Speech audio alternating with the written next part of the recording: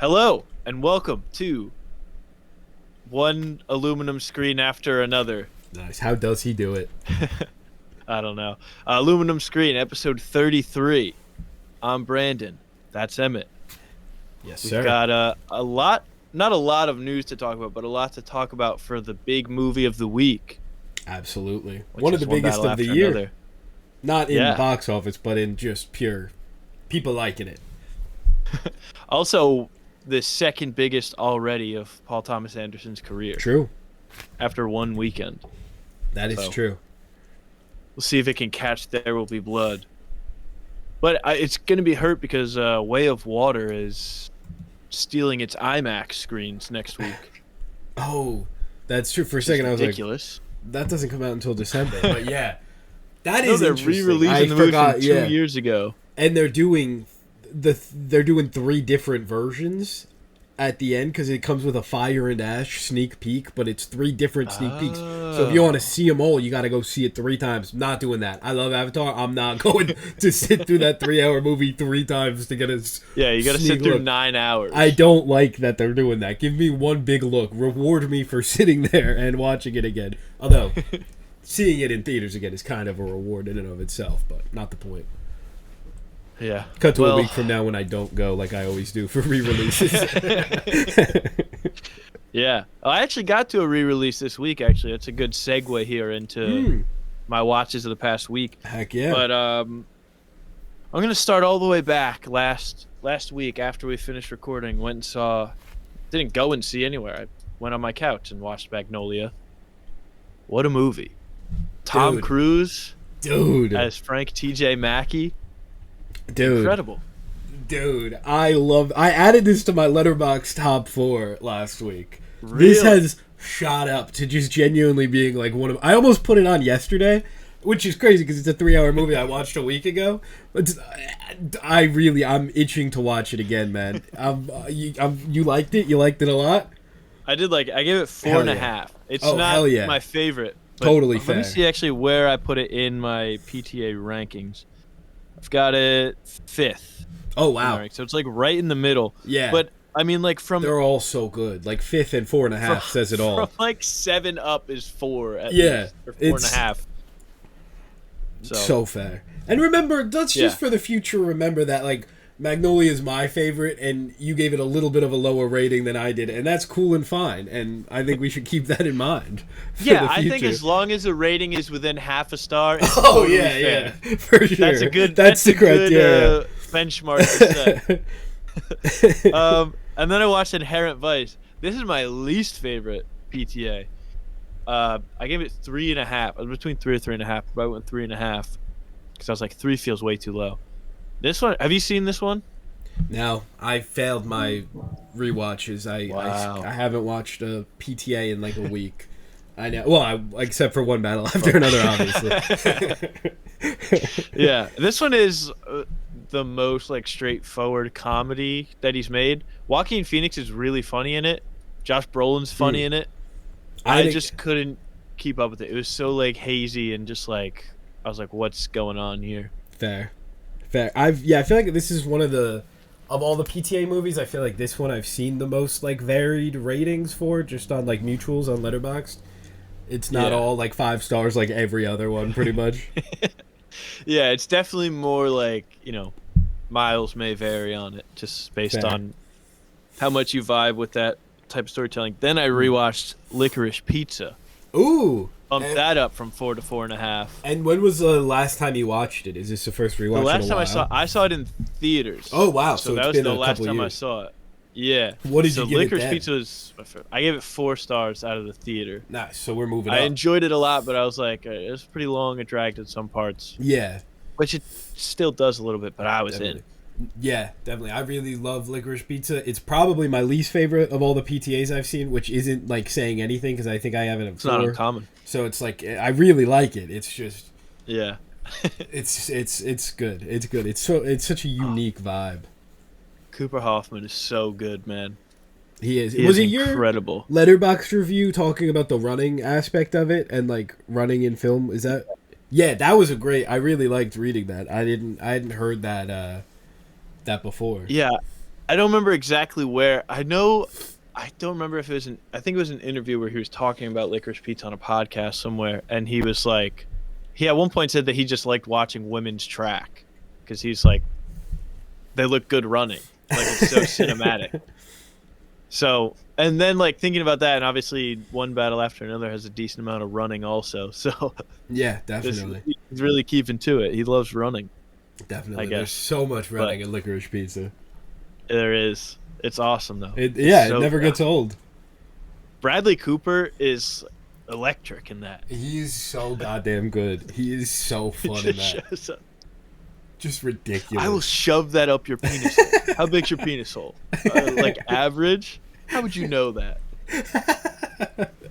Also, another interview I heard with PTA, I think it was the same one where he talked about the running, and he was like, that was based off of a real guy, obviously. From also apparently, Gary Valentine was like a real guy. Oh, it was like loosely based off of. Apparently, it was news to me when I heard it. But so the Barbra Streisand's husband, who I don't remember his name, he was like a real guy. So he was like, I don't want to have him come in and show up and be like this like asshole figure to a bunch of kids and not at least tell them that I'm putting him in the movie. So he told them, and then he was like, yeah, and you're gonna be like really mean to the kids. And then he's like, oh, like he was asking like, oh, Alana Haim, like the main lady or whatever. He's like, oh, is she like cute or whatever? He's like, yeah, she's like a good looking girl. And he's like, oh, I wouldn't be mean to her. It's like, oh, what would you do? He's like, oh, I'd try to fuck her. Which is a direct quote from the guy. Which, after knowing that and then watching the scene back where he's like in the truck when they pick him up and he's just like flirting past Cooper Hoffman. I was like, that's crazy. This is a real guy. Awesome. And then there's a line where there's two ladies walking by and he's like on the street. And then he goes back after them. Yeah, he's like, oh, do you like peanut butter sandwiches? The guy was like, that's my line that I would use to pick up women all the time. What a line. And so it worked, why presumably? Apparently it worked. That's awesome. It's like, oh, you get them laughing. It's a little tip for anyone out there. But so I watched that on the Thursday and then went and saw One Battle After Another in Dolby. Oh, same. I tried to push for IMAX, but the IMAX showing was an hour later, and I convinced a bunch of people to go see it, and they were not happy with the 3-hour runtime because I didn't tell them it was 3 hours because I didn't think they would go if I told them. I'm a firm Dolby guy, but if I do get to the theaters to see it again, it will be IMAX. But I'll always prefer Dolby, unless it's like 70mm IMAX, which is obviously better, but I've only seen it once, and very few things I'm making the trip out for, unfortunately. I did look for One Battle After Another, but there's so few seats. I was like, the Odyssey, I think I'm going to try and make it work once they open up more show times, just because that's like an event. Sinners maybe is getting a re-release this Halloween. That might be worth trying for, but it's just such a competition to even get a seat and the hassle that, I don't know. But we got to build more 70mm IMAX theaters. We really do. There's not enough. There's not. They should put one at our local AMC. They should, that would be incredible. Be so awesome. The only movie I've seen... IMAX needs to be redone anyway. Yeah, a little bit. But, hey, there's been some I've been to that are, like, incredibly bad. That makes me so grateful for ours. Like, I really love... There's a lot of the other ones around us, like, there's a couple of... Well, that's a dox. I'm gonna... That's... but just there's a couple around us. Anyway... Yeah, they got to get on that. The only movie I've seen in 70mm is Venom: Let There Be Carnage. So that's my legacy. So that's why you can't go again, because nothing will live up to match Venom: Let There Be Carnage. Exactly. The best Venom movie. Exactly. Yeah, I think I might agree with that, but it might be because I saw it in 70mm IMAX. But like when Carnage says "Let there be carnage," it was like, holy shit, it's so loud and big. When Venom said Venom. When Venom said 2. Anyway, sorry, I just completely interrupted I looked at it. That's fine. I was looking at going to New York just to see One Battle After Another in 70mm, but it's like I'd have to sit second row, and I don't think that that's ideal. There's no world where it is, unfortunately. Yeah. People just book I'm gonna so early. I know. That's the thing. Like you said, the Odyssey too. That's what is so annoying about them doing the year out. Yeah, I hate that. I think it's only for the Thursday night, right? Is it? Which like it's like it might be Wednesday. I'm not sure. I think it is Thursday, but it's like 'cause, you can. It was like one specific screening, I think. So it's like the first people that are seeing it. I did it. I was in the queue. I was there, and it didn't work. And I missed it. I thought I was going to be early enough. It sold out so goddamn quick. It was stupid. Yeah, but I don't like that we're moving towards it being like concert tickets or like sporting event tickets because the prices for those are ridiculous. Which also. This is not really super related to any of our news, but CEO of Ticketmaster, evil guy number 4 or whatever his name is, he was like, oh, concert tickets are actually underpriced right now. They're like, he said, oh, people, it's like a badge of honor to spend like thousands of dollars on tickets to the Knicks. I don't want to do that, man. It's like actually, a badge of honor. You know what would be cooler? Yeah, not having to and there's do like, that. Yeah, and then he's like, oh, but like they'll kill me if I try and charge them $800 to see Beyonce. Yeah, that's insane. It's also probably $800 for a seat all the way in the back. That you're like it's not like exactly $800 for like a solid seat. Yeah, it's still a lot of money, but like maybe there's an argument. Like VIP. Where you get like 20 minutes to hang out with backstage. Exactly. There's an argument to be made that that's a fair price for like a really great seat, great experience. But like for the worst possible seat is insane. Yeah. What are we talking about? All the way up. It's like that's awesome. You're watching her on the screen. Yeah, exactly. Or whatever. It's a worse experience than being home watching a YouTube video of it. Yeah. But yeah, very excited for One Battle After Another. Also, I'm gonna be going to Boston in the end of October. And there's a theater there, so I'm like, I don't think that they'll still be playing One Battle After Another, because I think they have a 70mm theater there. Well, but I know they will be having Begonia in 35mm, so I will be seeing that. And depending on when you're there, Sinners in 70mm might be happening. Dude, that would be sick. Actually, that would be pretty. That rocks. Okay, hang on. I gotta write that down. I just gotta not forget that. All right. Let me finish off my week. I've taken up too much time already. Saw Spider-Man 2 re-release. That is awesome. Spider-Man 2.1, right? 2.1, yeah. It started off, and I was like, oh, this rocks. Because before the movie's even playing, first of all, no trailers, so you would love it. That does. No trailers. And then they play like a featurette before about like them like designing the practical arms for Doc Ock's suit, and like cool. They have Alfred Molina and all the people that worked on it. Before the movie, they're showing spoilers. Yeah, I know. They've done that though. Every re-release does that. I fear. When I went to see Alien for the first time in theaters, I went to see Alien, and they had like a thing because it was before Romulus came out, so they had Fede Alvarez interviewing Ridley Scott and like talking about the original Alien. And I was like, oh, this is really cool, like getting a behind-the-scenes look at stuff. And he's like, so in this scene when, this character dies, right before he dies, I'm like, hello? I haven't seen it yet. Even though it came out in, like, the 70s, I still hadn't seen it. There are some, new release fan event things that do that. And it really... The only one I can think of is the Teenage Mutant Ninja Turtles movie that came out a couple years ago.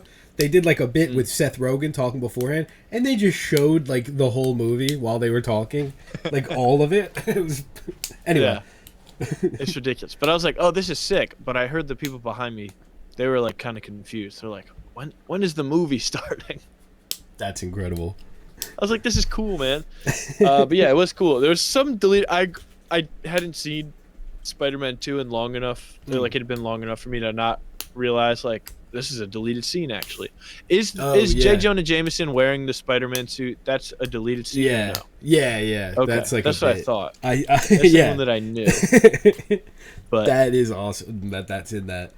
It would be a dream to see, not to get back on like the film topic, but like to see Spider-Man 2 in 35mm is like a goal in life. Yeah. That's just like that would rock, man.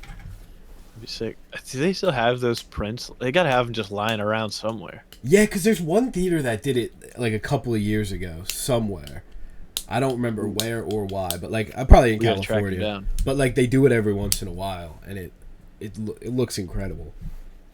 But yeah, dude, I like was blown away watching it. There was like a point like maybe 30, 40 minutes into the movie where I was like, these used to be like actual movies. Oh, Like I hate to be yeah. that guy that's No, like, oh, these used to be movies, but it's so true. Like I was like, yeah. he's like on a set, he got flung into a wall and like stuff collapsed off of him, and like you Yeah. can tell that like Sam Raimi made this movie because there's so many points where he just makes it like a horror movie. Oh, the Doc Ock tentacle scene when it first, Yeah. like that's the all practical. It's like, oh man. Yeah, I was like, this is incredible. They don't. I hate to be like old man yells at cloud, but, like, they just don't make them like that anymore. It's true, and it's like the most clear watching that trilogy. I feel like because it's just full of, even outside of like the filmmaking aspect of it, there's just so much love and like heart that went into like every bit of that whole trilogy. Even the third one that people didn't like at the time, that is now like pretty widely liked. It's like there's more love in that movie than like, I don't know, any bit of, no offense to anyone that worked on Captain America Brave New World, but it's like, it's just comparing the two is like night and day, man.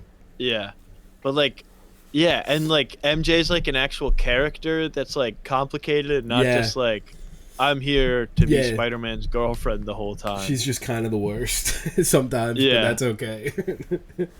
But like in the movie, in at least in Spider-Man 2, it's like everything she does like makes sense. Yeah. Because like Toby stops being Spider-Man, and then he's like, "Hey, I got my life together now. Like, will you like break off your engagement for me?" I went to your play that one time.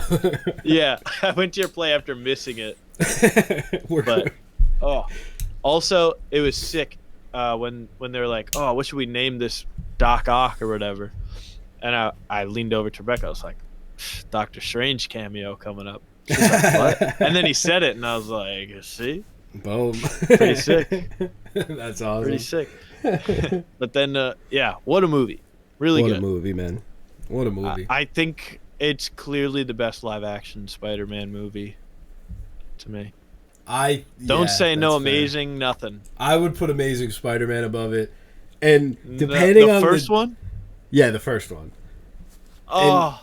And I think the first one is the best live-action Spider-Man movie, man. I do.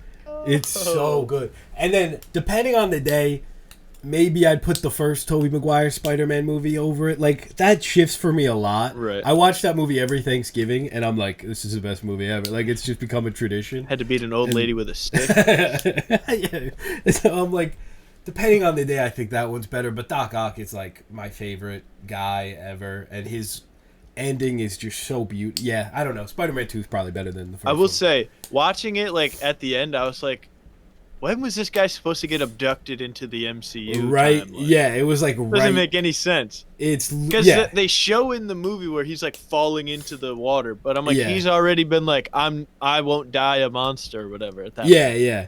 Well, he is kind of like he's just confused at first. I feel like he. I mean, he is flinging cards at Spider-Man right away. That's true. But regardless, and then I watched, not last night, 2 nights ago, I watched Videodrome. Oh, is that Cronenberg movie? Ooh, how was that? Yeah, that was freaky, man. I was watching it late at night, and it starts off like pretty like normal. And then the vibes just like shift, man. By the end of the movie, it's like totally different. This guy, the main guy, just is like, he goes down a dark path, man. Damn. And they've got like practical effects that are awesome in this, man. Cronenberg is like a huge blind spot for me. I need to. Yeah, this is my first one, but Rebecca watched Crash, the Cronenberg one, not the bad one that everyone's had this win Best Picture. And she really loved it. So, and it was on we made a fall watch list of movies that we have to watch this fall. Oh, nice. And that was on there. So we're making a dent into it. Hell yeah. But yeah, that's all for my watches, really. I haven't maybe watched 2 more episodes of Demon Slayer. I think I'm on episode 5. Gotta get on Marvel Zombies. So, Gonna happen. Maybe. It's gonna happen. Maybe. A lot of chatter about you watching it. A lot of chatter. Is there? A I don't lot know of if it. there is. There might not be any chatter. There's a lot of it. Well, I'm gonna guess that Tons. you watched Marvel Zombies. Well, I know that I you did. did. That's my Yeah. guess. Oh yeah, yeah. My week, yeah. Marvel Zombies, man.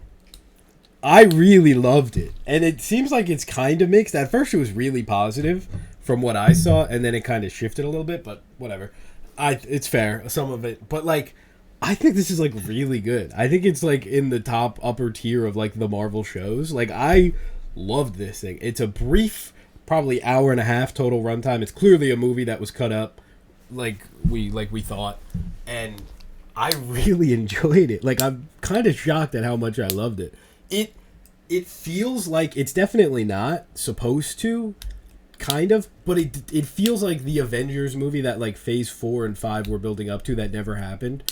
Like it gives you the same kind of vibe of an Avengers movie. There's callbacks that happen and you're like, "Oh, that's fun." Characters interacting for the first time and like bringing stuff up from their movies and all the connections and how they know each other and like little stuff like that that really is the most complete the whole like universe has felt. Like seeing Yelena and Shang-Chi talking, it's like just cool, just what we've been kind of lacking for a while. And like it's fun too because it's a universe where instead of Infinity War and Endgame, it basically became this zombie thing. So there's characters like Kate Bishop shows up, but the Hawkeye's a zombie, so she never went through that. She's just like Kate Bishop, who like grew up with a bow and arrow. She hasn't had any of the training or anything. And like Kamala Khan is like kind of the main character for most of it, but like Captain Marvel never became like a public character because there was no Infinity War and Endgame, so she like doesn't know who that is, and she just gets the bangle a different way, and Shang-Chi gets the rings in a different way, and it's really fun. It's really interesting to see how like this alternate thing works out, and the what if episode, the tone was like all over the place, and that was rightfully so a lot of people's issue because it was like Bucky's killing Captain America and cracking a joke right after. It's like I don't know if that's exactly, but I think Pretty this cool. I think this does a much better job at balancing the tones. Like it is still silly at times, but like it's silly because like Red Guardian is like in character, you know, like he's a silly guy. It's not like it's not like Blade Moon Knight who's like super serious is cracking all these jokes. It's like Right. it feels appropriate for what's happening. But Is Blade voiced by Mahershala Ali or no, I think he's voiced by is it Todd Williams? I want to say he's the same guy who replaced him in Invincible as the character he is in, as he replaced Mahershala Ali in Invincible, which is pretty funny. This is the second time. But yeah, he's really cool. Blade is just super cool, and like we It'd be get cool if they could make like a live action movie of Blade. yeah, That would be what a cool. concept. What a concept. But I actually It'd probably think be really hard though. yeah. And the show kind of ends on a cliffhanger, and it seems like if, you know, this season does well or whatever, season 2 is a possibility, and if it does happen, Bucky's going to be the main character who wasn't in this season, spoiler alert, I guess, but the showrunner's been doing the press run and everything, and he said that there's a ton of characters that aren't really explored, and Bucky like died in the What If episode, but we never see it, so he's probably fine doing something. He would be the main character. I need everybody to watch the show because that is like come on, that sounds awesome. And he also said that they would introduce like Sentry, who would get his powers in a different way because like all the universe stuff. So I really hope we get to season 2, even though it probably should have just been a one and done thing, but it ended on a cliffhanger. But yeah, man, I think you would like it. I'm gonna stop my rambling soon, but like, it is really good. Like I really enjoyed it, and I think it does function as like an interim Avengers movie that we never got. It maybe more than Phase 5. It just feels like the end of Phase 4. It's like, oh, the young Avengers, some of them like know each other and are doing things. It's like, oh, Shang-Chi's here and he's meeting all these characters. Namor's here, and it's like it functions as like a team up, I guess. My thing is, why didn't we just get the movie of that? I don't want to have to watch 100%. a what if spin-off show. Yeah, but yeah, definitely. But they're able to do a lot of stuff that they could never do in the main stuff, obviously. Right. Like But I'm saying, like getting like these characters that we've seen Yeah. for these it's No, I like agree. crazy that the first time that they're being like, oh, we should maybe have the characters team up because that's Yeah. what people liked about yeah, this like franchise. Thunderbolts They're is like, let's kinda wait that. to do that. But I just don't think, Kind of, but not really. But it's like connecting these like very niche characters, whereas this is like a whole world. Like all of these different sides are coming together Right. in a way that you would think the Avengers movies would do. But I think you should watch it. I really, really like it. I'll stop my rambling there. Everyone should watch it so we get a season 2, because I think I think that there's a lot of cool stuff they could do here. Anyway, also, I finished Project Hail Mary earlier in the week. This is the best book ever made, I think, and I think the movie's going to be the best movie ever. And it's easily my most anticipated for next year now. It has shot above everything. I think it's going to be something special. I really think it's going to be something special. Apparently, people that saw it at CinemaCon said that it was like the best first look like ever. Oh yeah, people yeah, were, they like, got raving about it. Yeah, they got to see 15 minutes of like a little bit of everything, and I'm immensely jealous of them. But yeah, it's like I think this could be like the perfect combination of things to do. And like The Martian is great. That's, you know, another Andy Weir book. Is. And Phil Lord and Chris Miller, I think, are like the perfect guys. Like I read on this. a run. They're on a run, and it's their first time directing since 22 Jump Street, which is kind of wild. And well, and like, you know, bits of Solo, I guess, to be fair, but that never worked out. But like reading this book in hindsight, like I didn't read it until after the trailer was out, so like I knew Ryan Gosling is this character, I knew Sandra Hüller is this character, it's Phil Lord, Chris Miller, so that could be influencing my decision, or not decision, but like my opinion here. But like it seems like match is made in heaven. Like Ryan Gosling is the perfect guy to play this character. Sandra Hüller might be the best casting ever. Phil Lord and Chris Miller, like this is their tone to a T. It's like a perfect mix of all of these things. I think it's going to be something really special, and I'm so unbelievably excited for it. March, that's not that far. March is right around the corner. I was gonna say, it seems like now every year we get like our first like big like good movie in March or April. Yeah, like 2 years ago it was Dune 2, then Sinners, now yeah Project definitely Hail Mary.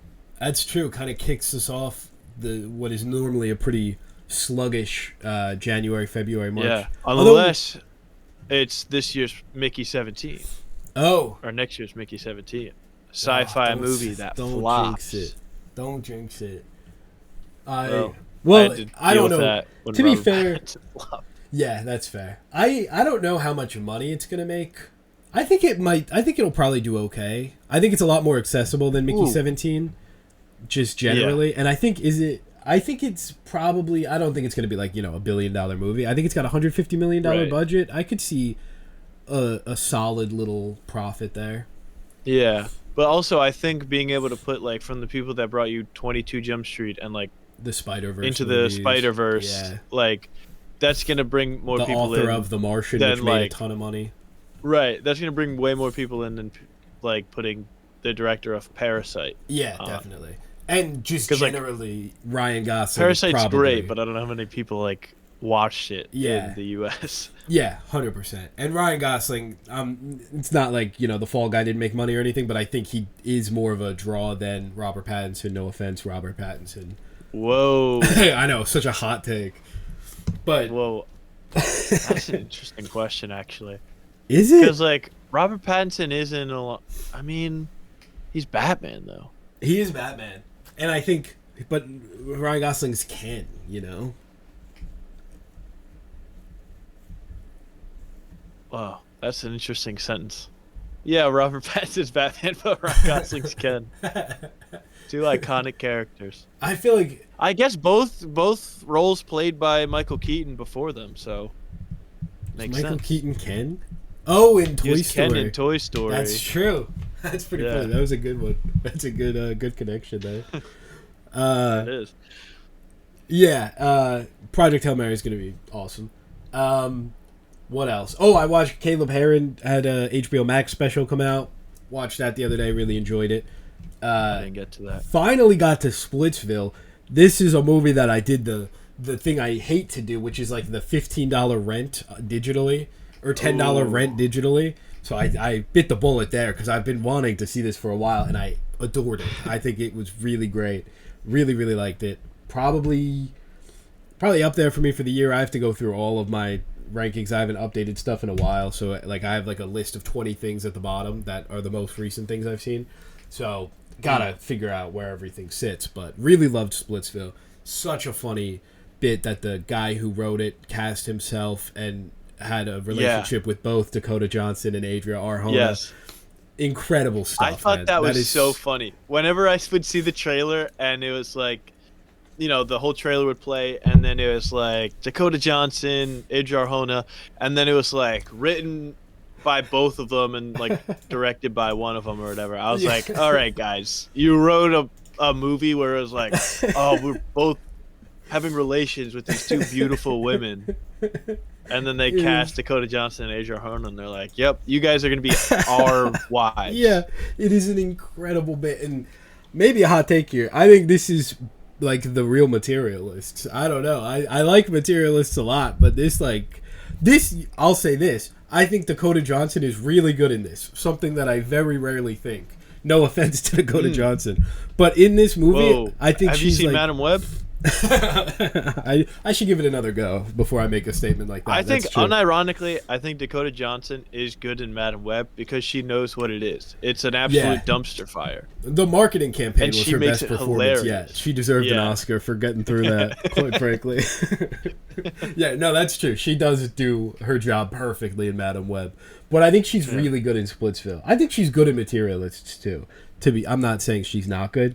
Sometimes I feel like her bit doesn't work in that movie, but it kind of does because whatever, not the point. And then I watched One Battle After Another, which we'll get to, and then the other night I saw The Conjuring: Last Rites, the new Conjuring. Haven't seen any of the others, but some friends wanted to see it, and I thought it was all right. I guess didn't love it, but I watched.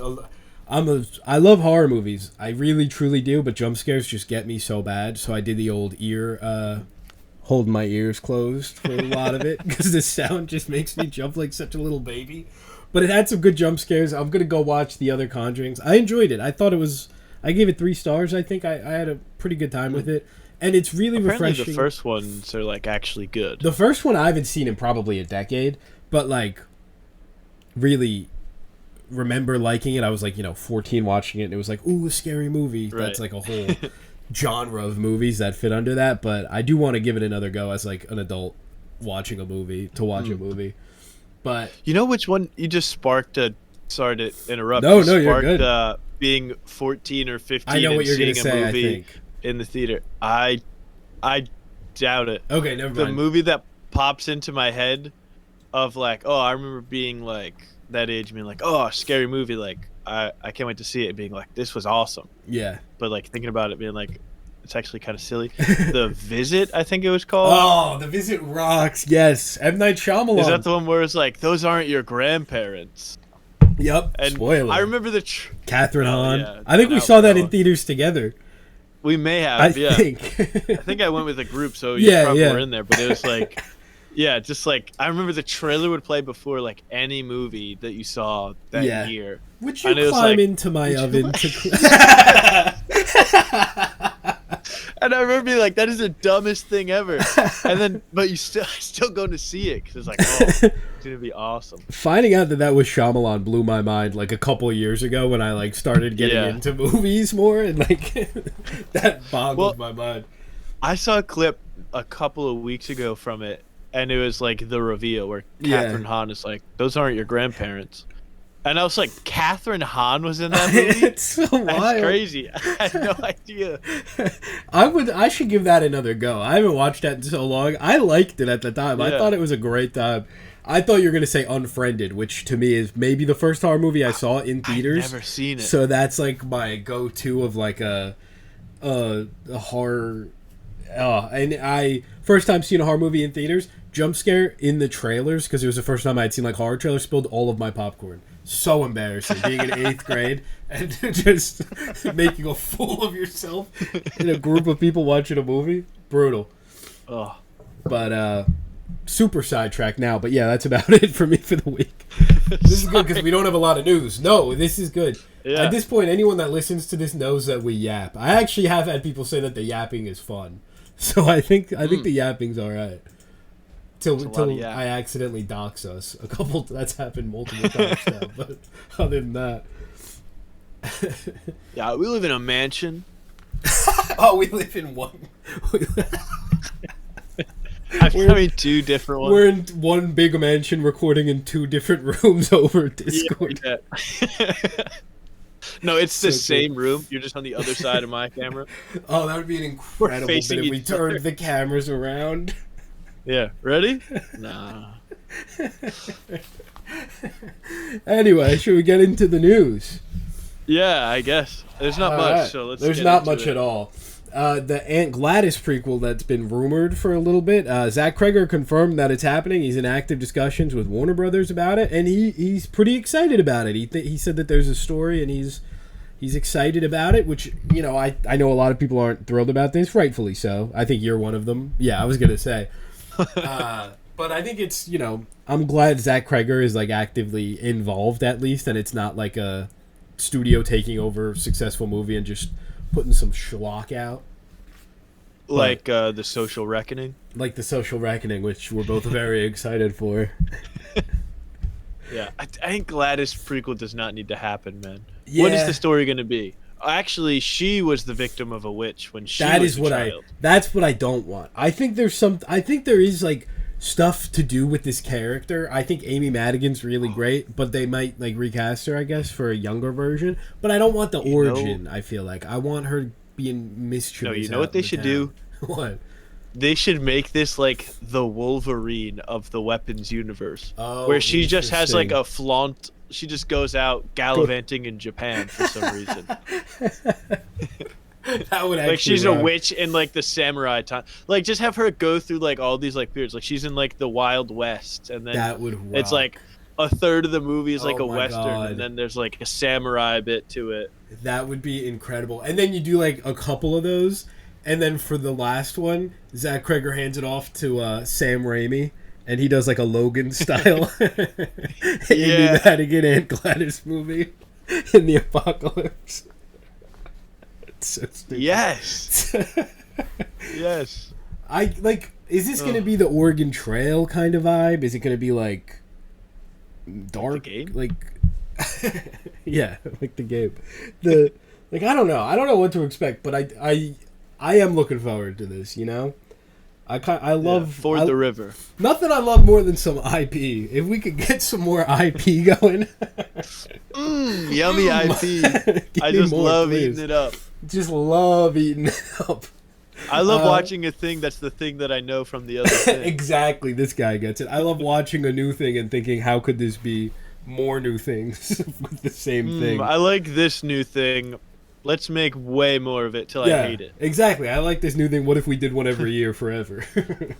Yeah, what if we do 4 seasons of Mandalorian and Grogu and then make a movie that looks the same as the show? Yeah. People do not like that trailer at Book all. of Boba Fett. When we talked, I see. When we talked about it last week, the trailer had just dropped, so I feel like the reception wasn't as loud as it is now. But people are not loving that. I kind of get it. At the end of the day, I'm just a sucker for those guys. But like, Rada will save the day. Rada will save the day. I am fascinated for the box office, though. Like, I am pretty into how it's Morbius gonna numbers coming. I know. Like, if it does really poorly, it could be over. Like, I don't know where you come back from that, but who knows? Although, no, you make a Skeleton Crew movie.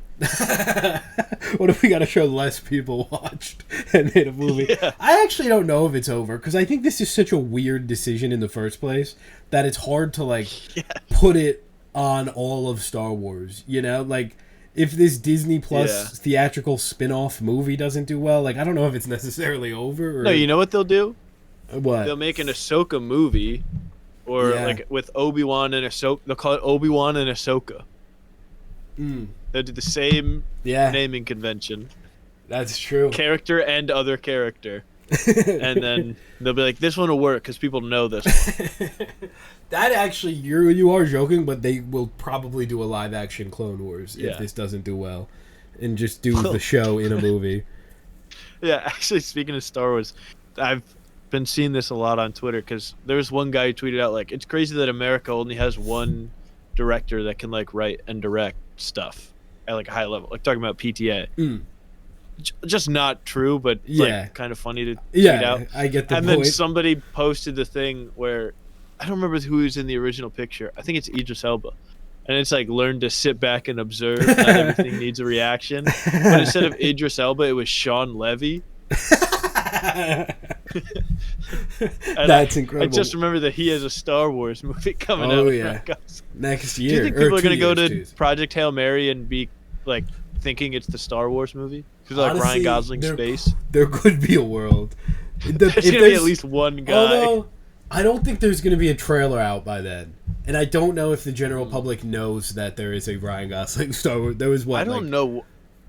Yeah, I don't know what the general public knows about anything. Yeah, that's true. That is true. They still think that Jordan Peele directed him. They're living in a great world. They're living in a world where a Jordan Peele movie came out last week. It sucked. Yeah. It's all suns and roses. They're just frolicking through the theater once a year. What a world. I imagine they're all like that guy that wears the shirt that's like, make movies shorter. I had a bit of a spat with him this week, and I deleted my tweet. Not really. It wasn't really anything. I felt bad. I was like, this is not the... Yeah, that guy... I hate that he does that. I hate that bit. He seems like a nice enough guy, like on a personal level. I just hate the stupid bit he does where he goes to movies like at screening. We're not getting into this. We're not doing this. We got some trailers this week. It just reminded me of a tweet I saw. Someone quote tweeted him standing there with his shirt that said "Make movies shorter." And they're like, I sat next to this guy at a screening for a movie, and like 2 hours in, he made a weird noise, and then it started smelling like shit, and he left. There were a ton of those going around. There were so many of those so being funny. Like, yeah, I sat with this guy and he, like, I don't even know. Yeah, he did the most absurd thing. He ran through the projector at one point. It was ridiculous. Yeah. He took over. Oh. It's just so funny for that guy to be like, make movies shorter. And just to imagine that the reason he's doing it is because he has, like, the tiniest bladder known to man.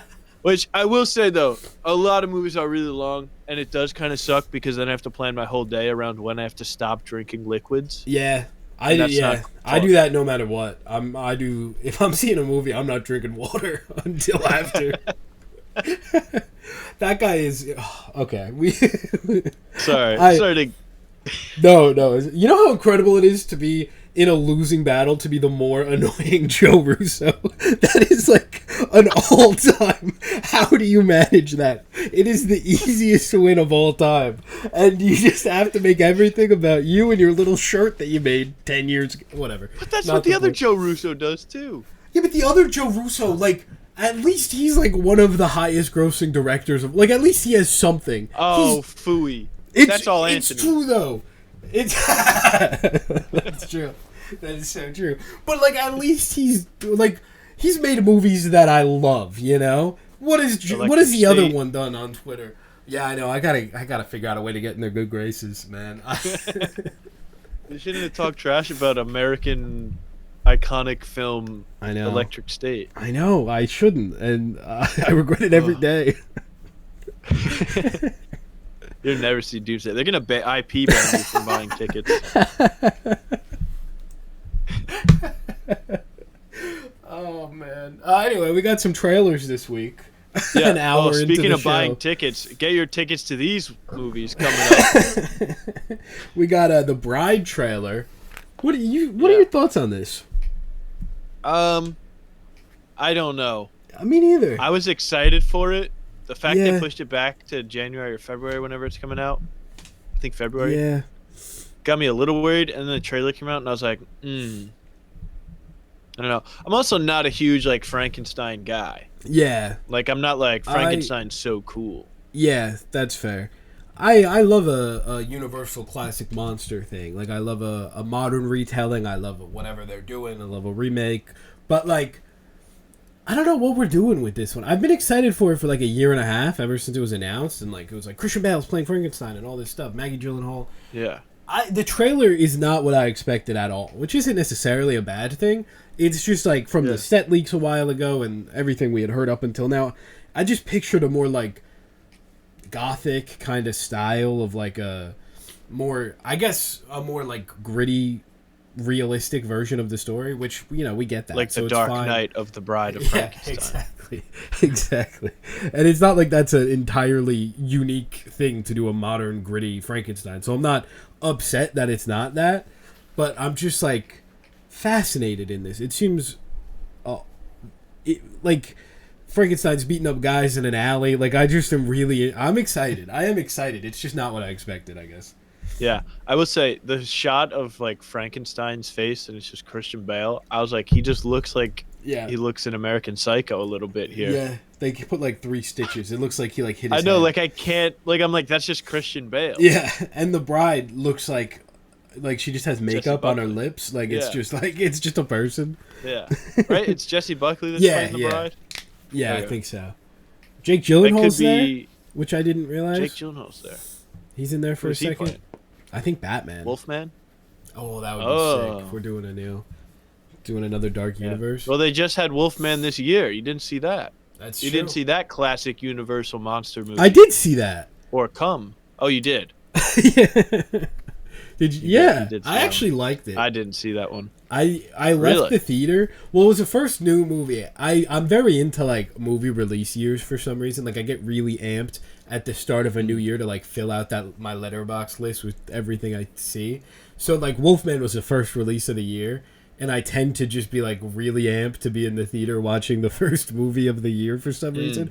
So It's leaving like the it, I first was day like, of school. exactly, which everyone loves. So leaving the theater, I was like, that was awesome. I really liked that. And, a week later, I was like, there was a movie that came out last week, but I thought it was fun at the time. I don't love it. And it had now, the looking weird back. guy from Kraven the Hunter. You haven't seen Kraven the Hunter I yet. haven't seen Damn Kraven it. the Hunter. I don't know. Ugh. At this point, I don't know if I'm ever going to see Kraven the Hunter. You have to. I will force you. I was moderately excited for it too. The Sony Cinematic Universe is truly the first time I've had to just tap out of They something. defeated you. 3 of them last year was just simply too much. It absolutely defeated me. 3 bangers though. 3 bangers. It defeated me on a level I didn't know was possible. Oh man, I don't know if I'll ever watch that. No, you have to watch Kraven. It's the funniest one. I do, but I think it's even funnier than Madam Web. that is saying something.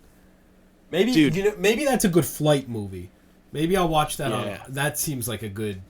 Yeah. But is it like the worst thing ever? Is it going to be excruciating? Yeah. Nice. Yeah. But it's funny. I'll tell you this. Spoiler for Kraven the Hunter, if you care. I think Fred I know. Heshinger is his brother. He's the chameleon. Oh yeah, yeah. And it cuts in with him before he's revealed to be the chameleon.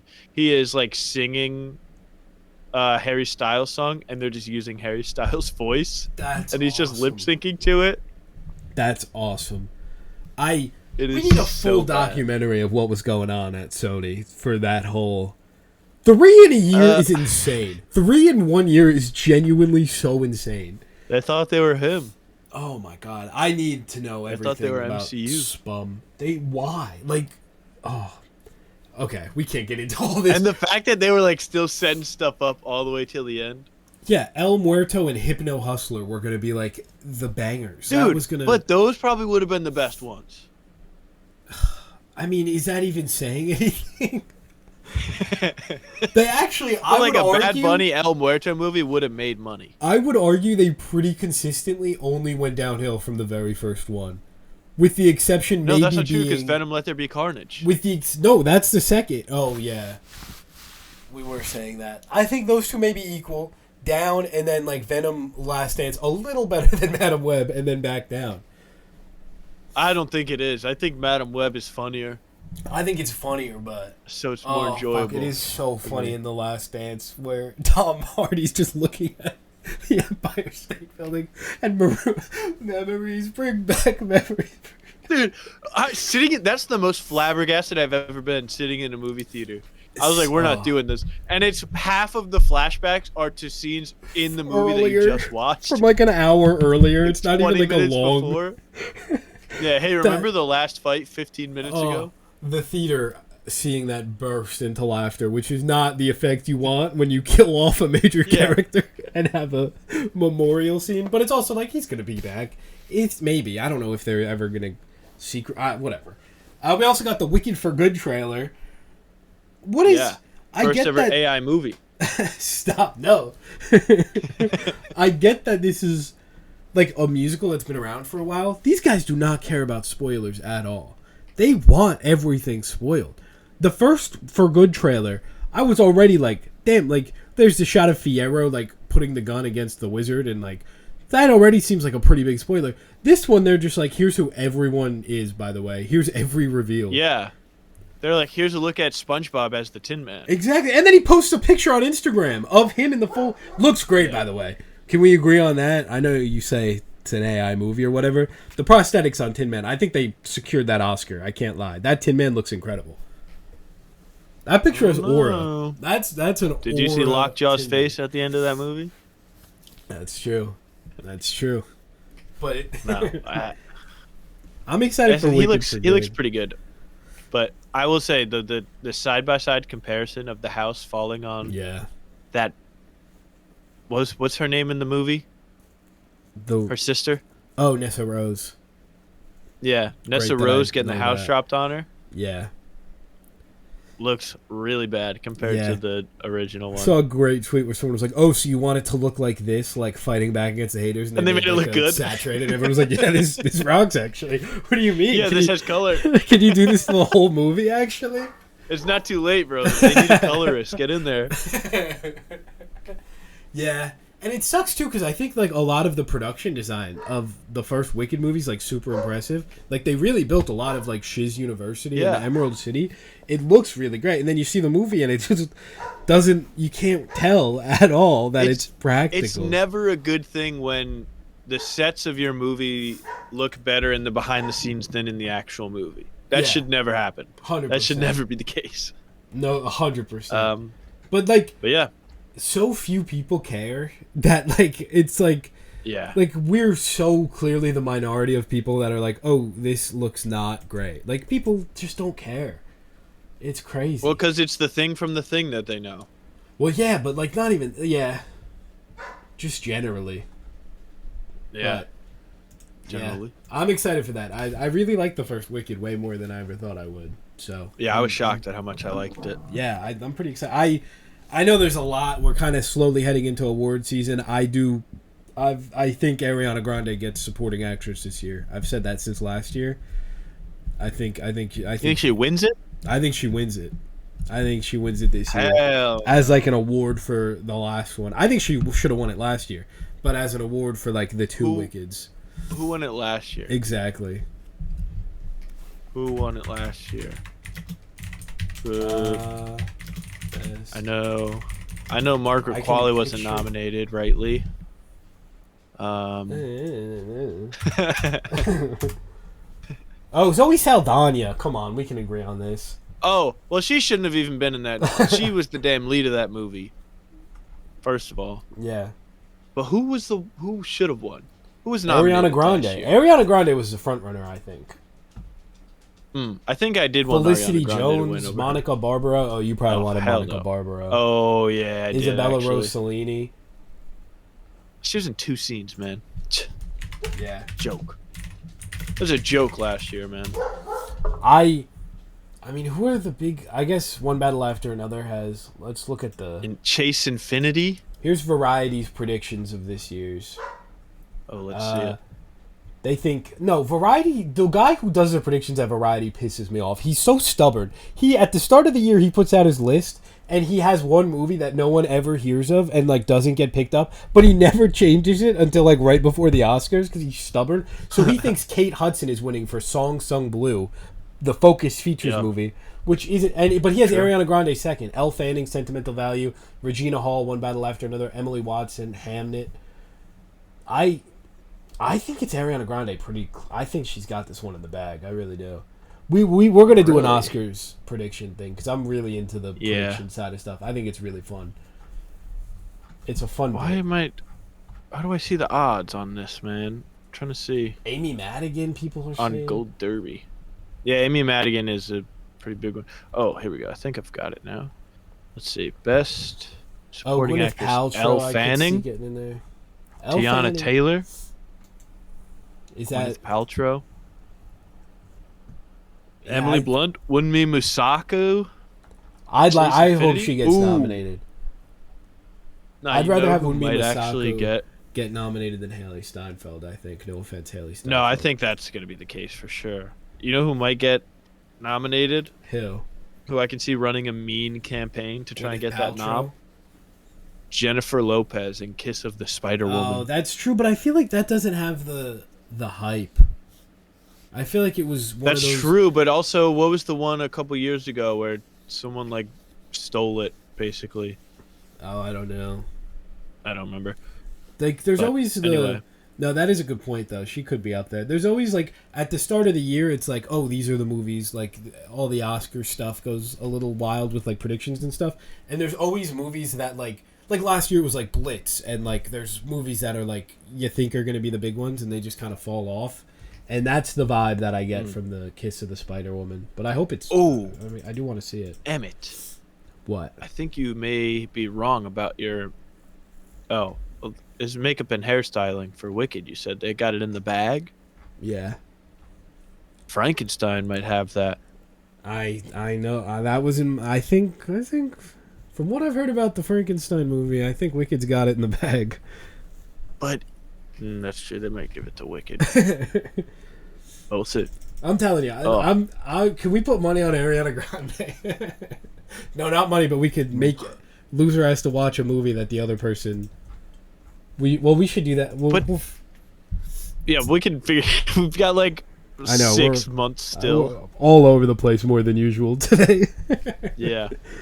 But I don't know why. It's a weird day. Yeah, Wicked for good trailer. I did get 2 hours of sleep last night. Oh my god, I didn't get much sleep last night either. That's probably it. I've been having. Oh, that's Makes awesome. sense. This is when you wanted to talk about the Just Picture It teaser.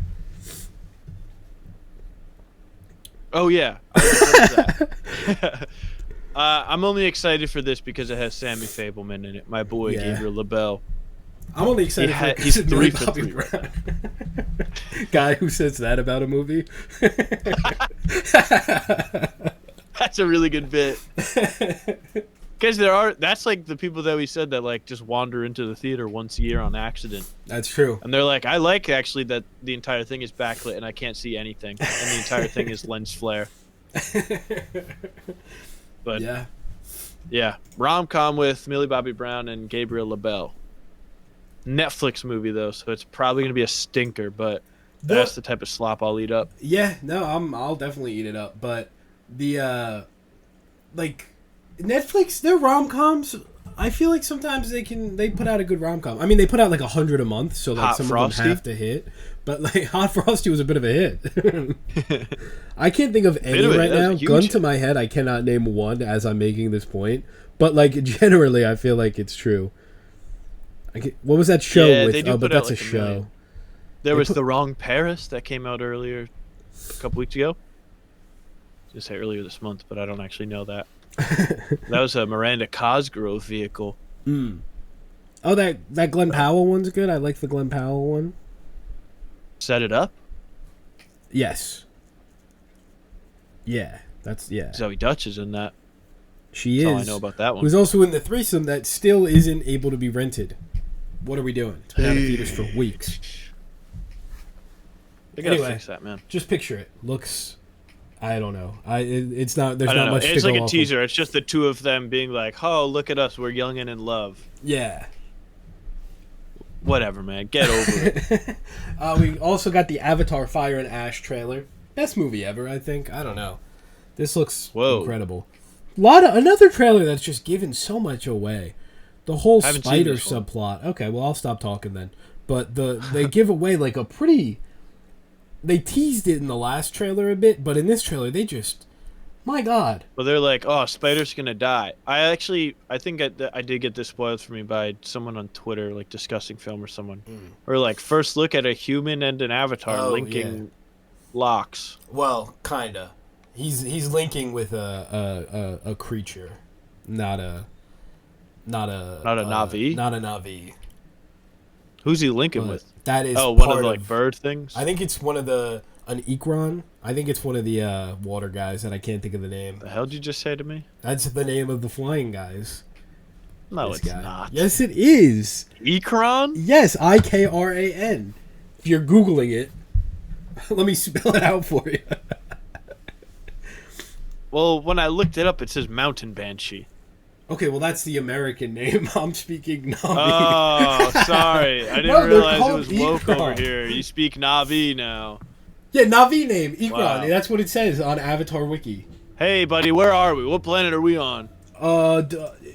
Yeah. Guy who's only super right wing, like when it comes to like Avatar. There is a group of guys that are like the Navi are the bad guys. We should be. It's rooting true, for actually. Earth. There's a They shocking should give us number. all of their natural resources. Yeah, they're like, you're a human and you're rooting for them to lose. Like I've gotten that Ever heard so of many Manifest times. Destiny guy? Yeah, we were the good guys. That's ours by God. Yeah. But yeah, I mean, this movie just continues to look incredible. There's not much to say. It's going to be incredible. I cannot. And it's wait. going to make $10 billion. I'm going to It be is- like, who cares yeah. about these movies? It's crazy to me. People are doubting that this one's going to like make money. It like I thought we just did this 2 years ago, and like I don't know if it makes as much as Way of Water. I think that's totally a valid thing. You know, going from like a 12-year gap to like a 3-year gap. Could make more money, could make less money. I'm guessing probably around the same, but maybe a little less. But like, it's Avatar's a big deal. People act like it's in one of the biggest theme parks in the world. It's got a great ride. Like that's pretty relevant. I don't know, man. People hate to see Avatar winning. Love Avatar. People don't even know the Ikran's real name apparently. Anyway, we also got idiots, man. we also got the this is the all caps story of the week. We got the Wolverine trailer. Ooh, we should get a jingle for that going. Ooh, we should. The all caps story of the week. Ooh, I'll use what you just said and I'll auto tune it a bit. That could be the. Oh, all right. Wait, I think I have auto tune on my thing here. Hang on. Oh my god, this is incredible. Hold. Is it on? I don't know. I can't hear it. Yeah, it is. It's just a little. Oh. It's like a bit. How about this one? All right. Now let's just do one of these here. Hang on.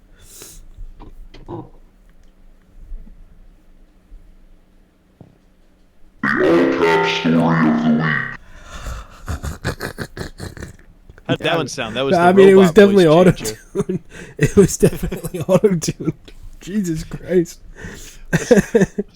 Is that good? Yeah, no, that was perfect. That was awesome. You need another take of that? I do another take. We'll put that in every episode from now on. Yeah, there you go. Save that on your computer's hard drive. We finally got the Wolverine trailer after 4 years, almost to the date. Crazy long time. I watched this State of Play. I was going through it. I really didn't enjoy much of it, and I was really I liked Soros. So I really liked Returnal. That's probably my favorite like PS5 exclusive at this point. I guess it's like one of the only ones. Spider-Man 2 I guess is obviously my favorite, but if we're not, whatever. Oh my, Miles Morales shade. That's not a PS5 exclusive, brother. This guy. Is it really not? No, it's on PS4. Ew. This guy. I Why think it's is on PS4. Pretty sure it's always been on PS4. No Since way. like day one. Yes, it is. Yeah, I know it is because I accidentally played a lot of it on PS4 because I didn't download the PS5 version on launch day. Look it up. Go ahead. Look it up. Why did they? Click your Why did they do Kraken. that? No, I know. All of I'm not it. saying that you're wrong. I'm just like shocked. Like all of the everything. The God of War That's Ragnarok was PS4. Like Spider-Man 2 was PS4. So Spider-Man 2's not. No, even it wasn't. inclusive. I was kidding. I thought you were gonna call that one out. Okay. Anyway, I don't know what's going on. Wolverine trailer. I was like, if it's not shown here, it's over. They like canceled it. Like I was so. And then the last thing, you just hear a gruffy little voice, and he's like, "I've been fighting my whole life," and I could have. Oh my god. I did record a reaction, but it's too embarrassing to post online. I was just like, amped, so I just didn't even bother. But it's like, it looks awesome, man. It really, I cannot wait. Your thoughts before I, ramble. I'm very excited for this. I was like, oh hell yeah! And then Mystique popped up. Hell yeah, That was sick. That is really cool. All the locations looked really cool. I think I learned this from your TikTok where you said that it's not open world. It's gonna be yeah, like probably more like open hub areas. Yeah, like the little regions you can go to, which I think is better than a pure open world. I don't need to wander around as Wolverine. It's not like 100%. Spider-Man where I'm going to be swinging through New York. 100%. Which, like, even then, I'm not one of the guys that's swinging through New York just for fun. Not one of the guys playing it on TikTok It's that crazy. are just swinging. Yeah, who would do that? That was a big thing for a while. Who would do I that? just remembered that. No, I know, but I'm just saying. I just remembered that was like a big thing. That a was lot of people did. Yeah, a lot of people did that. No, I like was- it would be like every time I was on TikTok, I would see someone else swinging through New York City playing yeah, music. playing or music. something. Hell yeah! And then people in the comments would be like, "What game is this?" Yeah. Good times. Call of Duty. But yeah, Wolverine character. I mean, you could do like an open world thing and put him in a city and make him like a motorcycle traversal, but that's just no one wants that. I don't think. I think it's a lot more fun to, and also why contain him to one city? It's not like Spider-Man where New York is like essential.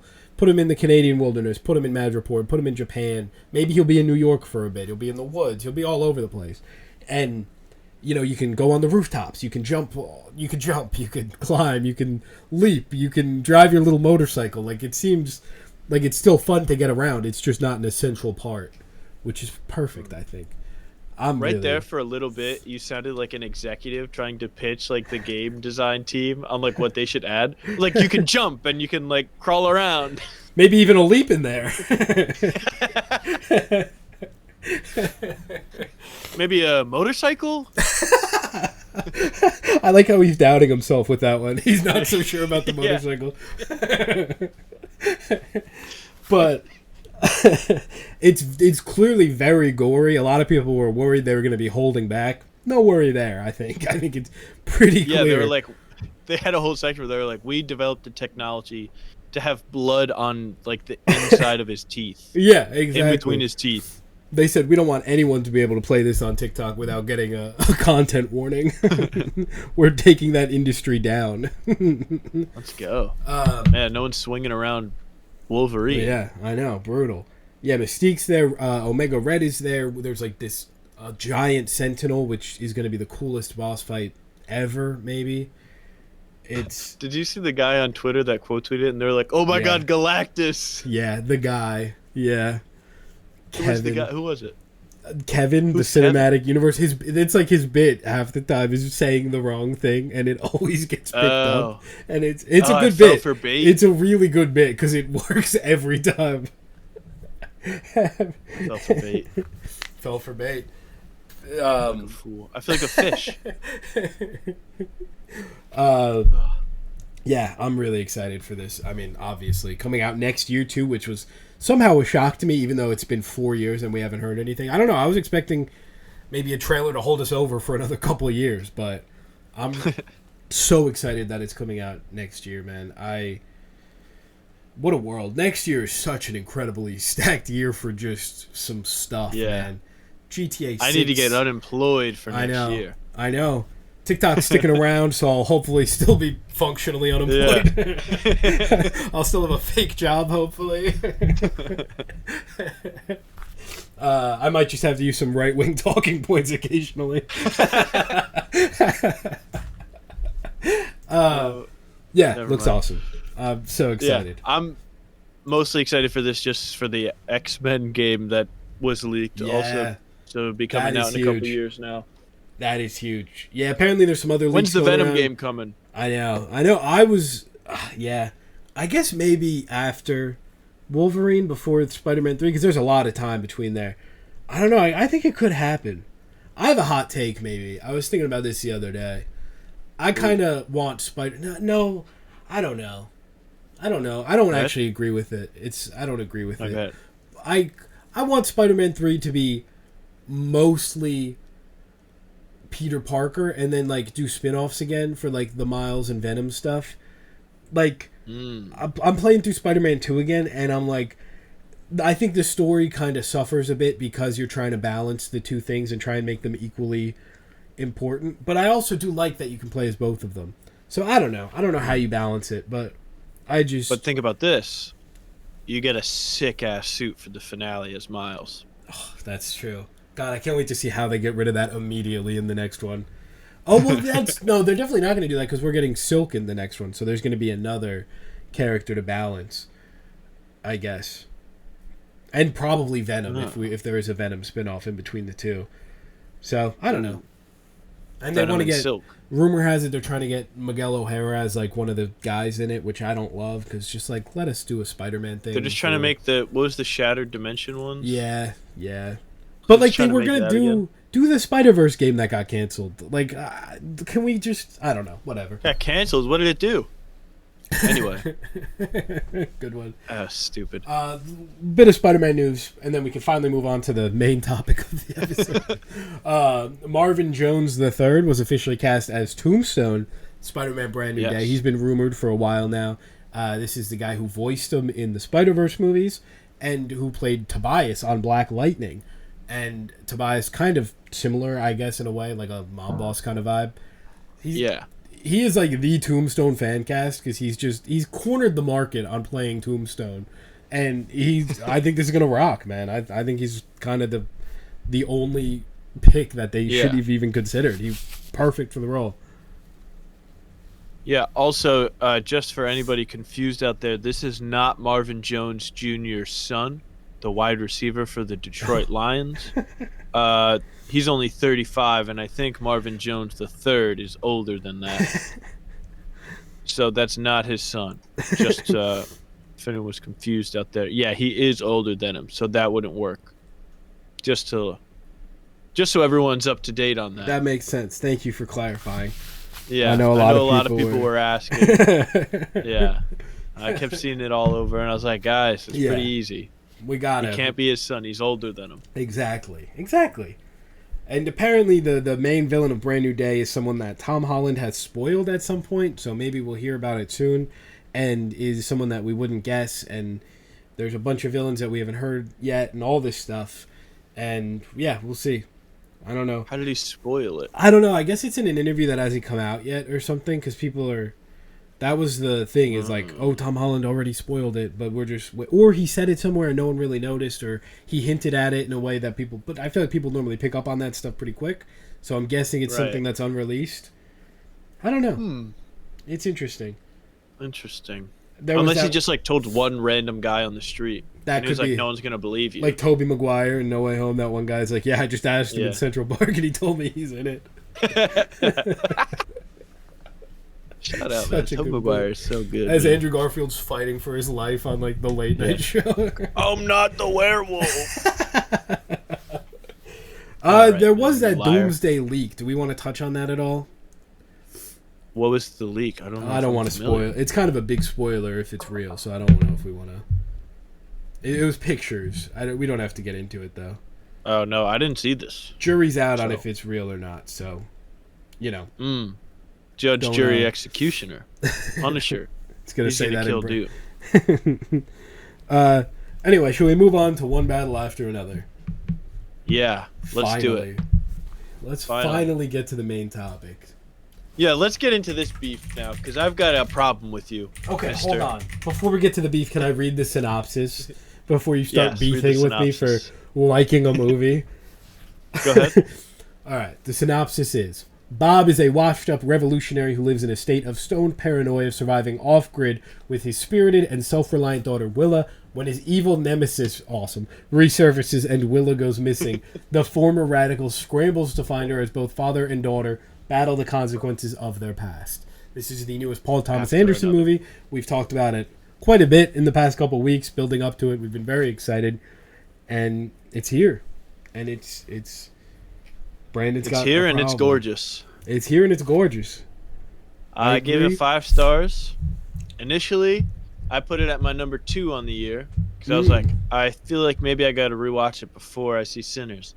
Then I listened to the score just on my own, and I was like, nah, man, this is number 1. Number 1? Yeah, so it's at number 1 now. Respect. I also put it at number 1 in the PTA ranking, which might be a little crazy because There Will Be Blood I do like a lot. That's fair. Yeah, so here's where we're going to disagree quite a bit. For some reason, you're going to have beef with me. I gave it a 4-star. I like it quite a bit. Probably my second to last PTA that I've seen. I'm missing a couple. I only would put Licorice Pizza below it. and I think it's probably top 10. I don't know where exactly for the year, but it's comfortably in the top 10, which is good. There's been a lot of good movies. Where? I haven't put it anywhere yet, so I don't know. No, it's not. What? It's not. I don't think it's top 5. What's your top 5? Sinners, Escape from the 21st Century, K-pop Demon Hunters, Superman, and then Friendship. And I do think I'm going to move this around a bit. Then we got like 28 Years Later, Ne Zha 2, Weapons, Naked Gun, Thunderbolts. So I like this movie quite a bit. I don't know. I think maybe it was overhyped for me personally a bit. Going into a movie where everyone's like, this is one of the best movies of the century. This is like what it's all about. This is the one. This is like the best movie ever. It just didn't live up to that for me. They weren't lying. Very much, I think. I don't know, man. I think it's really good. I think it's really important. I think it's very relevant. I think it's... I could totally see myself going up 4.5 on my next watch, which I do want to watch it again with like the proper expectations in mind, because I think that would, I think that's always good to like, because for me personally, I definitely got overhyped, and I think that's not fair to hold against the movie in any way. I think that's just something that happens a lot with seeing movies. People see weapons and they're like, oh, it wasn't as scary as it was described. Like stuff like that definitely affects how you view a movie. Whether it should or not, it's a different discussion. It shouldn't, but like it does. It's a personal experience, whatever. So I do want to give it another go, but I really do like it. Like 4.5 is a good score. Maybe it's a 4.5. 4. Wait, what did I just say? You said 4.5. Okay, I gave it 4. I've been debating bumping it up to 4.5 because I think it's really good. I think it's. I really enjoy it. I think I'll probably end up bumping it. I think there's some incredible performances here. I like a lot of what's going on. I really do. It's just like it doesn't fully. I didn't like it as much as I wanted. Is what I guess I'm trying to say. Okay. I love this. Like as soon as it started, I was like grinning from cheek to cheek. I actually think I like the first, like the prologue bit the most, maybe. I really enjoyed a lot of that stuff. The prologue bit to me felt the most like pure action, because a lot of the build-up people kind of hyped up as like Paul Thomas Anderson has made a huge budget blockbuster action movie, which it's not really. Like there's some action moments. Yeah. And like that first like prologue scene, you get the most action. You get them breaking into the, immigration detainment camp and like freeing everybody there. You get the first car chase of the movie, which is like filmed and shot more like a traditional car chase scene with like rapid cutting, and it's more frantic than the one that a lot of people are talking about that's later on in the movie. But which I think is interesting because. Hang on, I just thought of this because it's like that one's like ocean waves or whatever, which is like a thing that's constantly brought up in the movie. And it's like, I mean, Benicio del Toro, who's incredible. I mean, everybody in this movie is incredible, but Benicio del Toro is like, he's really good in every scene he's in.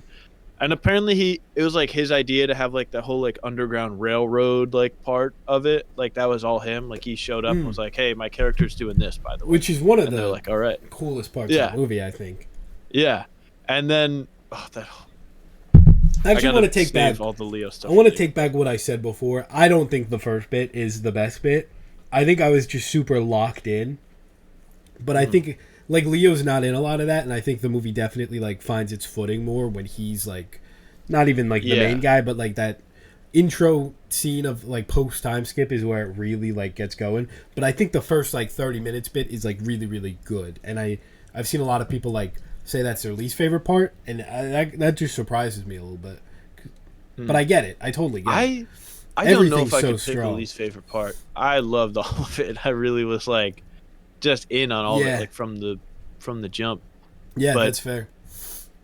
Yeah, I just think every performance in this is great. If we want to go, I guess, performance by performance there and just talk about that, I guess, to start. Because I don't know where... Because I think, to me, Paul Thomas Anderson does, like, characters the best of any filmmaker working today.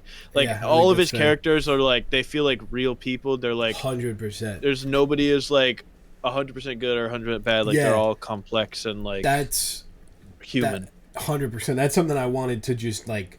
That one of my favorite parts of the movie is that like for the first bit there's like this whole group of revolutionaries and then it's mostly Leo and a couple other people that pop up along the way.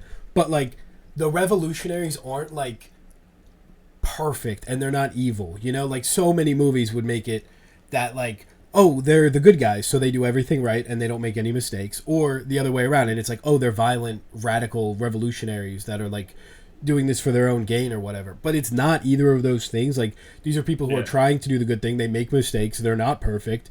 Leo ends up being this like stoned, ridiculous guy.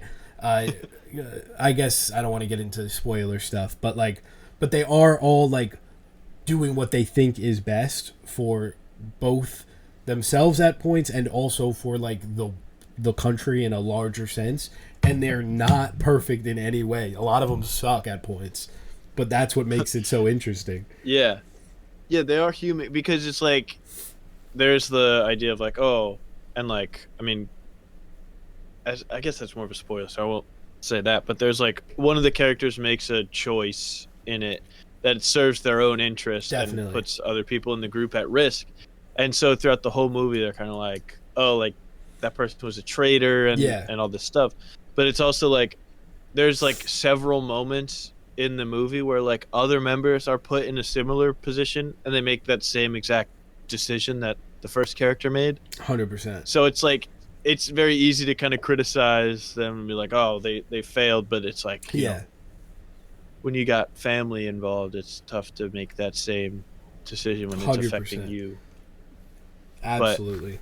But it's so good. I think Tiana Taylor is like incredible in it, and she's only in really the prologue. Yeah, but she leaves such an impact like throughout the entire. I mean, she overshadows the entire narrative, but like that performance is so strong, and she is the star of the opening bit. She's the star for the first 30, 40 minutes.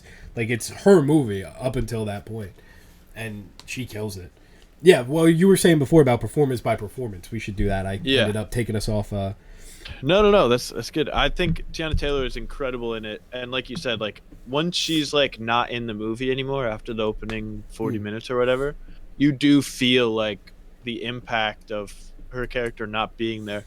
Not just because it's written in the story, but it's also like her performance was so like impactful and like it like pulls you in right away. Definitely. So then the rest of the movie, you're like, where is she at? Yeah.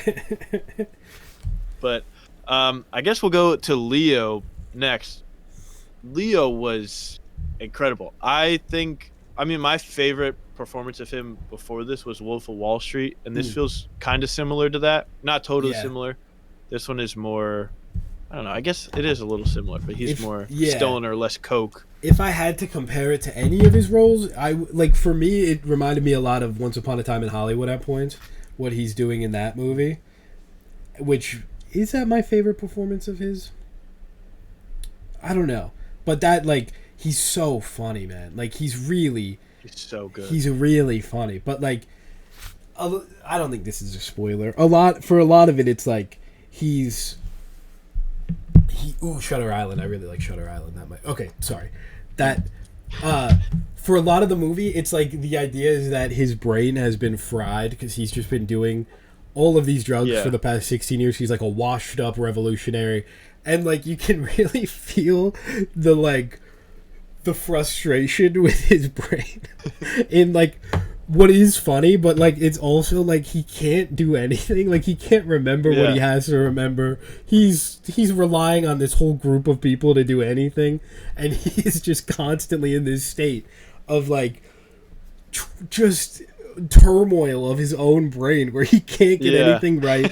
He can't do anything. My favorite bit of, I guess this is kind of a spoiler, so maybe we'll hold off on that, but he's really funny. He has great phone conversations. There's a bit where he's trying to plug his phone in, and it had me, like, it genuinely was killing me. He's got great phone acting. Like, he's on the phone. Yeah, incredible phone acting. A lot of bits, and he's beefing with people on the phone, and he really, oh, man, it's Yeah. The opening bit with him like meeting his daughter's friends, not opening, but opening to like that part of the story, his character, Right. where he's meeting his friends and he's like, "What's up, essay?" And he's going through, Yeah. he's trying to like he means well. The way Leo uses the word homie in this movie should be like put into textbooks. 100%. Every time he says it like 5 or 6 times throughout the movie, and every time I'm like, that is like incredible. It is 100%. So funny when it's he opens so the door. good. Yo, homie, are you cool? And it's like a 50-year-old man. 100%. And like something I appreciate about the character is that like he's a guy who's been washed up, but he's clearly like still, you know, progressive at heart. Like he's trying. He's been left behind by the world to an extent, but he's like trying to figure everything out. He's like trying to get the pronouns right, and not in like a way of like, you know, how you'd expect a guy that age to like be like, oh, they're doing what? And it's like he's genuinely trying. He's just lost. It's like, I'm just trying to be polite. Yeah, exactly. And I really love that aspect of his character. Also, some really great vape acting from Leonardo DiCaprio in this movie. There's a scene like at the end of the movie where he is hitting that vape, and it's like cinematic. I want to talk about one bit, but I guess it's kind of a spoiler, so I think we'll wait. But it's one bit after another. Nice. That's pretty good. Yeah. I'll hold off on that. So we can go on to his daughter then. Chase Infinity. My biggest issue with the movie here, I don't like, this is like the only thing where I'm like, if I could change anything about this movie, I'd change this thing. Oh. So Chase Infinity, this is her first movie that she's in. I know what you're gonna say, I think. And why did the credit not say introducing Chase Infinity at the end? Yeah. Come on. She was in a show, right? But that shouldn't matter. Yeah, she was, but it's an Apple TV show. It's not even a real show. Nobody watched it.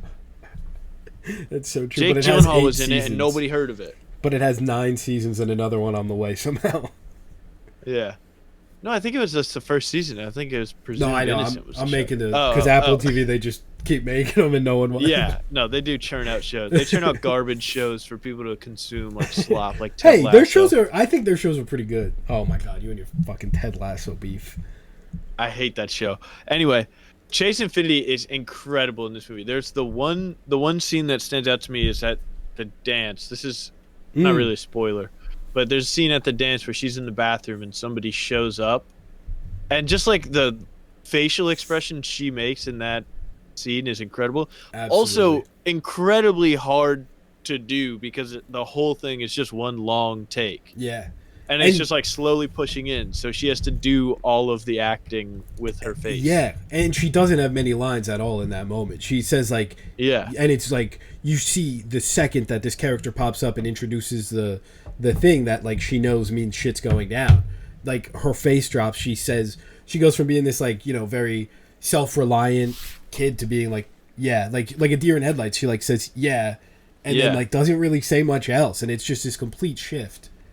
Yeah, like she just has like one-word lines, but like the face, like she makes a face and it's like instantly, it's like you can see she's like in the back of her head. She's like, I can't believe this actually happened. Like I thought my dad was just like a paranoid freak. I didn't think I would ever have to actually use this. 100%. Like, that's a great what's point. going on? Yeah. It's so good. And like that's such a hard thought, because like how do you portray that? Just like, totally. Wow, I didn't think this would ever happen to me, but it's happening to me now. Like, is this real? What's going on? Yeah. Like, all that at the same time is incredible. It really is. She's incredible in this. She has, like, the big bit at the end, without getting into spoilers, that, like, it's like maybe, I don't want to say it's, like, the most important bit, but it's, like, really important that she just, like, nailed this whole sequence, and she unbelievably, like, she absolutely killed it. It was incredible for her first movie with like Leonardo DiCaprio, Sean Penn, like Benicio del Toro, like all these, you know, Hollywood icons, whatever you want to call them. Like, it's crazy that she is like a standout. Yeah, insane.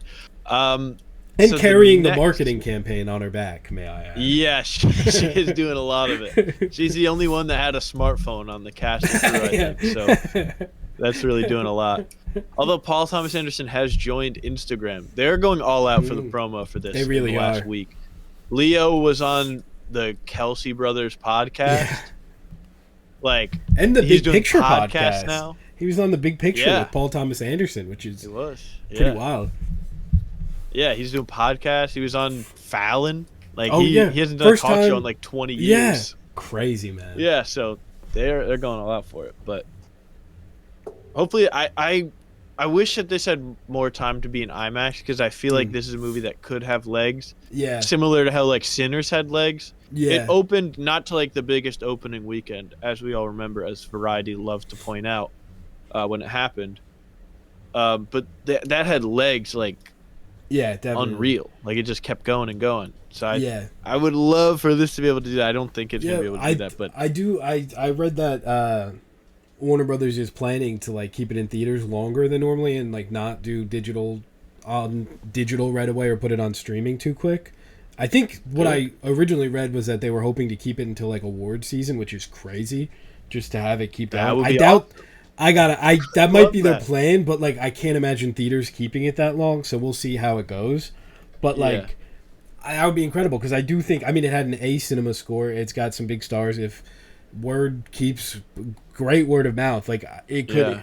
I don't know if it like makes its money back entirely or turns a profit, but it could definitely do well. I did see someone on Twitter, and I don't remember who, say that they're like, even if it doesn't make its money back, which it might not, it doesn't really matter, because with this release and like being like, oh, you've got to see it in IMAX and everything, they're like, they turned Paul Thomas Anderson into an event filmmaker, like Tarantino and like Nolan, where it's like people will go just because it's his movie, which is crazy that like he wasn't at that point already, considering what he made already. But he is like a director that I think it like, we know him, but if you go up to a normal person on the street and you're like, what's your favorite Paul Thomas Anderson movie? I don't know if they'd be able to name one. But I mean, I could be a little more pessimistic, but I don't think that's changed. Like, with this. Like, I think that this movie's doing well in terms of his career and stuff, but like, I don't know if it's like going to be. I don't think he's on the same level as like a Tarantino or Nolan or anywhere. No, absolutely not. I think that was hyperbole. They're saying like this could be the start of it. I got you. Maybe. Which I think this is now. If you go up to a person on the street and you're like, oh, like One Battle After Another, like, oh, that's Paul Thomas Anderson. Like if you ask them or Paul Thomas Anderson, they might give you One Battle After Another. Yeah, definitely. Like my mom heard about this movie. Oh wow. That's how you know that the marketing was working. And I do think something that is almost inevitably going to happen within the next week is this movie is going to get swept up into culture war stuff, and I think that could help the movie unironically. Like, I think getting it out there like that, I think it's like a massive scale to like show people. Like, I think that could, unfortunately, with the with where we're at now, like build up a lot of buzz for it. Yeah, well, you're talking about they want to have it in theaters till like award season. Yeah. I think the person with the most award buzz going into it, other than maybe Leo, is Sean Penn for his portrayal of and Stephen J. Lockjaw. Incredible name. He stole the show for me. I mean, I think it's cool that like people go into this movie and come out with like, you know, people come out with completely different like standout performances, which is always just cool. But Sean Penn, for me, man, he completely stole the movie here. If I had to give anyone the Oscar for this movie, I think it's him, man. I think he is just so good in this movie. I was so locked in every time he was on screen to like and he plays just the worst guy ever, but he does it. He's so like pathetic, but he's also like got the most power. Like, it's such an interesting character. I really think he deserves the Oscar here. I genuinely blown away. I don't know. Yeah, I mean, that is the kind of archetype though of like the modern guy like that, where it's like they are so pathetic and so wrapped up in this like performative masculinity. Absolutely. And like the scene, and like he just goes back and forth between like this like really like threatening and scary guy, and then like a pathetic loser that's like really funny. Like he's able to balance the like drama and the comedy of it like Absolutely. so well. Like Leo is like excellent at that, not just in this movie and like Wolf of Wall Street and other things like that. He's able to blend like comedy in with like the more dramatic scenes and not make it feel like such a harsh contrast. Yeah. Sean Penn did that like expertly in this. Like 100%. the scene where he's like in a room with Chase Infinity's character Willa, and I'm not obviously not going to spoil what they're talking about, but they're going and like they're having a conversation, and then she's like, "Why is your shirt so tight?" And he's like, "Well, I'm not gay." I'm not a homosexual. Yeah. And the way he walks in every scene, like he's got a stick up his ass, 100%, is so good. Like even just like not even like the limp he has, like he just like his like back is like stiff as hell.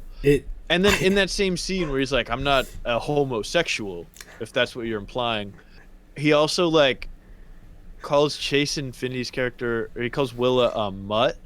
Oh, and like the way he says that line is like, it's like a gut punch. Like it is like so guttural and like foul. 100%. And he's got the worst haircut ever, and he has this scene with the comb, and and it just looks, my god, it's so the gross. comb. Like you were saying, like the character, I don't know, it's like he almost is like the butt of the joke a lot of the time, but it doesn't feel that way at the same time. Like there's a lot of comedy with the character, but it's like it's authentic, I guess is what I'm trying to say. Like it doesn't like he's just that guy. He's just this freak. And it's like he's the worst guy. He's racist, but also like fetishizes, and it's like he's using that such cases. Exactly. It's like such a relevant, and yeah, man. I guess with him we could talk about the Christmas Adventure Club a little bit. Yeah, I was gonna say I don't know if that's more of a if we have to wait for spoilers to get into, because I feel like a large part of his thing is like that's true. We should wait for that bit of it, but yeah, I can't wait for the Christmas Adventurers Club. Incredible. But yeah, you know what? I'd like to make an announcement. I'm going 4.5. I'm changing it. Yes, changing it as we speak. We need half a star more. I got it. I don't think it's getting there. Also, I want to talk about Regina Hall. She's not really in it that much, which I think is like the biggest critique I've seen a lot of people say, or the biggest issue that I've seen online. Because also it's like tailored for me, so it's just everybody being like, "This is the best movie ever," and I'm like, "Yes, you're right." But then there's a lot of people that are like, "I wish that she was in it more because she's so good in it," and she is like incredible in every scene that she's in. As like kind of like she steps in and kind of has like more of a maternal role, a little bit. Absolutely. And it's like she's still part of the revolution, and it's like she's still doing it after all these years, but she's like older, and now it's like I don't know. She says at one point like she's like, "Oh, you have the energy for it, like I don't," or whatever. Like something along those lines. Yeah, like that's like what the whole movie is about, though. Just like we see it with a lot of characters that were part of this group where like they've kind of, you know, it's been 16 years or whatever. And I really like with her character, like when she asks Chase Infinity, she's like, "Oh, do you have a phone?" And Chase Infinity is like, "No." And that's it. Like she doesn't think to push any further because she's not used to like interacting with people that like aren't just telling the truth and part of this group with her. So like that ends up being a pretty big mistake that like ends up biting them in the ass a little bit, that she didn't like try and get the phone or like search her or anything. But why would she? Because she thinks she's like part of this thing. So I think she's really, I didn't know she had that dog in her, honestly. I only really know her from like Scary Movie is like my first thought. And it's such an incredible like performance, and like you said, not in it a lot, but like really powerful when she is. Well, did you hear about how she got cast in it? I don't think so. Because she's neighbors with Paul Thomas Anderson, apparently. Really? And like he like invited her over or whatever, and like they were just talking, and she like was like yapping to, she said like she was yapping to him for a while, and then he was like, oh, so like I want you to be in this movie, and like she didn't like realize at first that he was like offering her a role in the movie, because she was like, oh, like he's just like whatever, like it's just my neighbor, we're just talking. And then he's like, no, like I want you to be in the movie. She was like, oh shit. That's awesome. Yeah. Oh, Shout yeah, out. she's really great. Really, really great. Yeah. That's really funny. Oh, just one last one I think to touch on before we go in is Benicio del Toro, who is incredible. He's so funny. He's also like the calming presence next to Bob's just like anxiety riddled. Just like he's going through like the most stress anyone's ever gone through. Benicio del Toro is just calm, cool, and collected the whole time, and it's so good. Oh my god, the scene where he's on the phone, or Leo's on the phone, and he's like, "What time is it?" And Benicio del Toro is like, 8:15. Yeah. So casual. And this could totally just be me, but I thought that like that was the password, and like Benicio del Toro was going to be revealed to be part of this, and I like that it's kind of like a red herring almost, that like he's just separate from all this, but he's got his own thing going on. Yeah. And he's like we see him introduce Bob to this community, and he's like introducing everyone by name, and like he's going through this whole thing, and he's got this plan in place, and he's got this tunnel, and he's going through, I mean, the shot of just going through the grocery store, and then like Bob's trying to charge his phone, and we're panning through, and then we're going upstairs, and there's all the people on the beds in the hallway, and we're just going through all this, and it's like, yeah, I am rambling now, but he is the calming presence, like you said, through all this, and it works so well. And it's like his whole thing is like he's like also doing a revolution in a way, like he's like still fighting back against like the tyrannical government, but he's doing it in a way of like he's been in this community and he's like a known figure in his community, and he's still able to like do all this stuff. He's not like hiding in the shadows and bombing government building, which I also think it's interesting. There's this is not really a spoiler really, but there's like a line, it's almost like a throwaway line where like Sean Penn says to Perfidia Beverly Hills, another one of the best names ever, and he's like, yeah, like you can blow up buildings, like that's fine, whatever, but like, well, like I got to do something or whatever.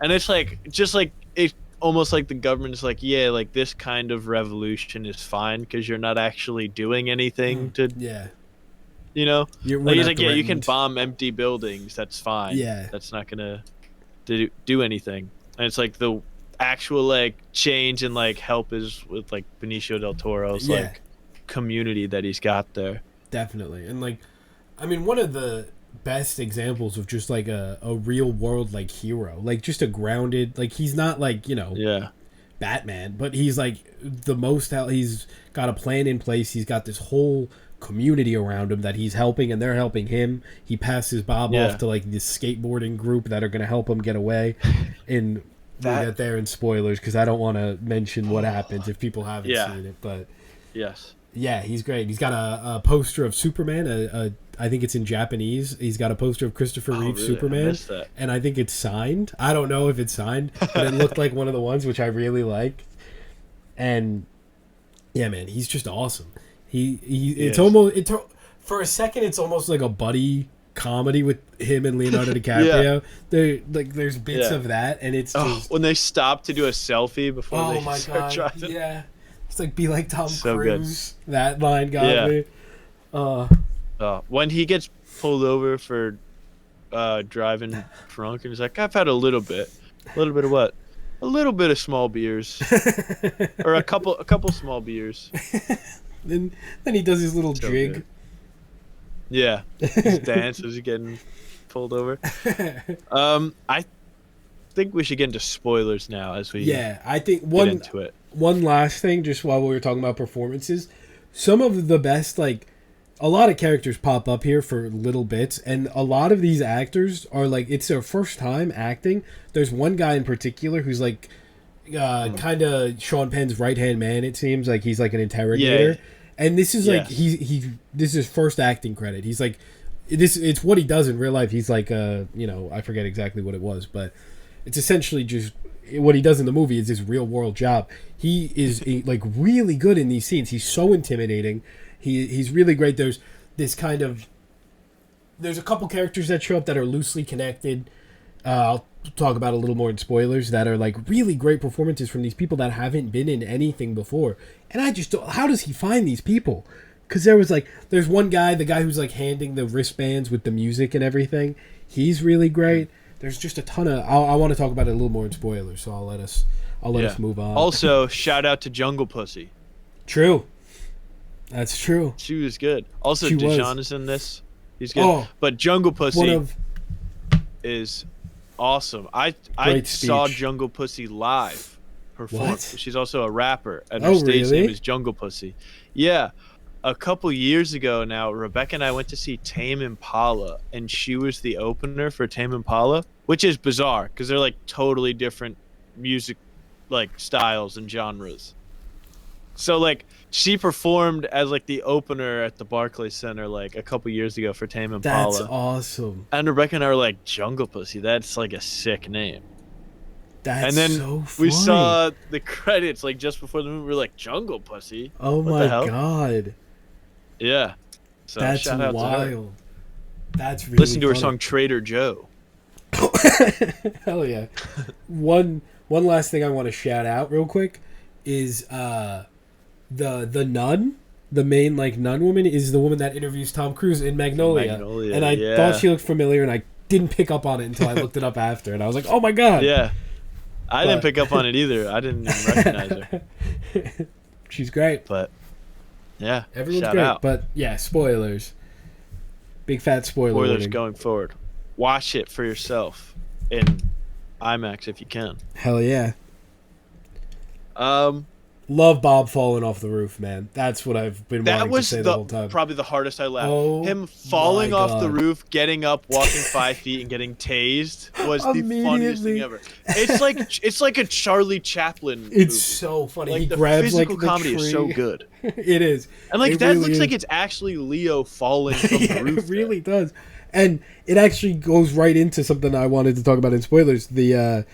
He goes to he's in jail for a bit and we're introduced to a character who like tells him what to say to get out, to get to the hospital. Yeah. And then the hospital, there's a nurse who's getting him out and it's like the roots of this underground like revolution is like Yeah. far spreading and they all come together to help this guy out, and I really loved that. And I thought those two Yeah. performances were great too. People that haven't been in anything from what I've seen, which is just like Yeah. insane.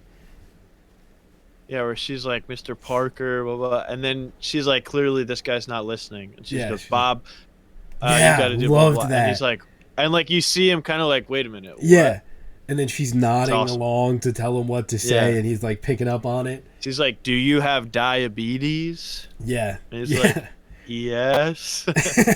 I just love how pathetic Bob is, man. Yes. Like, there's Absolutely. in one of those interviews, they were like, Leo was talking about how when they're filming it, they were like, maybe at this point, like, Bob will do something heroic, like, because the whole movie you're kind of expecting him to do something Waiting heroic. for his big moment. Yeah, and he just never gets it. Never Because they're does. like, he wouldn't do that. They're like, Yeah. that's not what the character would do. He wouldn't do something cool. He would Yeah. fuck it up somehow. 100. The only time he like fires a gun, he misses every shot because he's just like Yeah, panicked, that was so. and he that was exposes himself.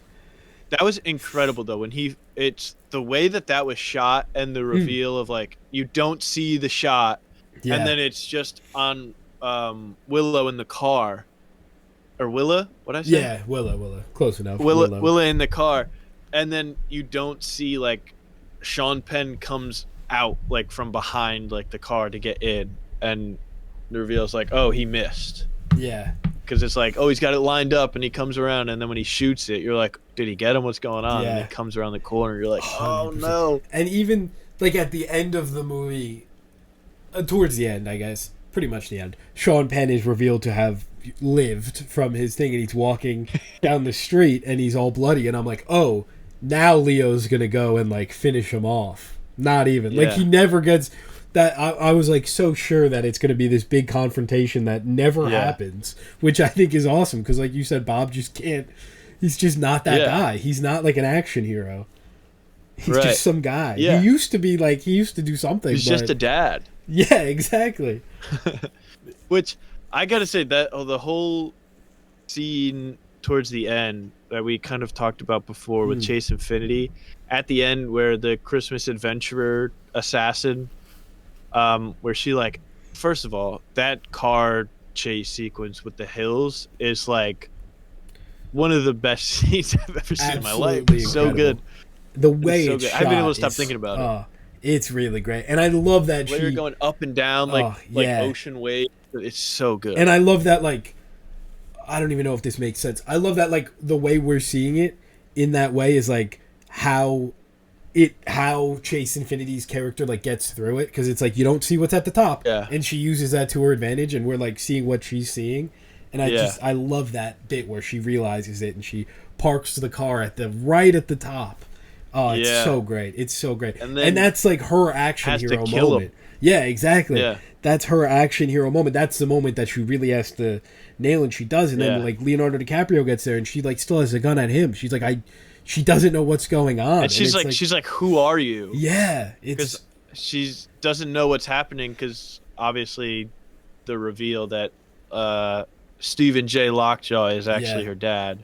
Definitely. Because Miss Beverly Hills was getting it on with him on the which low. is a great reveal. I don't know how you make a paternity test so like interesting to look at, but like the way they did it, you're on the edge of your seat, and it like completely recontextualized. I mean, it's not like I think it's not. I don't think it's like a big. I mean, it's a twist, but like I think you kind of see it coming at a certain point. At least for me, like you kind of it cuts to him a lot, and it's like you kind of, but like it recontextualizes the start where like Leo is this like. He's being like seemingly this perfect father, and it's like Tiana Taylor, doesn't. It's not. It's clearly not working for her, and she has this guilt. I'm assuming of that. That's not. Well, I don't know if it's. I don't know. I don't think it's necessarily guilt that makes her. It's like she's experiencing like postpartum depression. Yeah, and like she's like having this whole like identity crisis kind of like she's like, I don't feel. Like her sexuality is such a big part of her character in the prologue there. And like she says like straight up to Jungle Pussy, she's like, this pussy is for war. It's not for fun. Like it's, it's like her sexuality is very important to her character and to her revolution. And she kind of feels like she lost that because she's like, Ghetto Pat or whatever his name was, like doesn't pay attention to me. Like he just cares about her. Like he's not.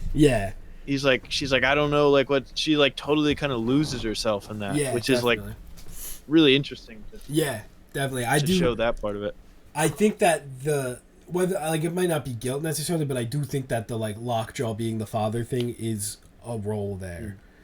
Personally, absolutely. Like Leo is doing all this stuff for the kid, and she's already going through postpartum depression, and I think she knows, and I think it's like I think it's kind of I forget what it is, but there's.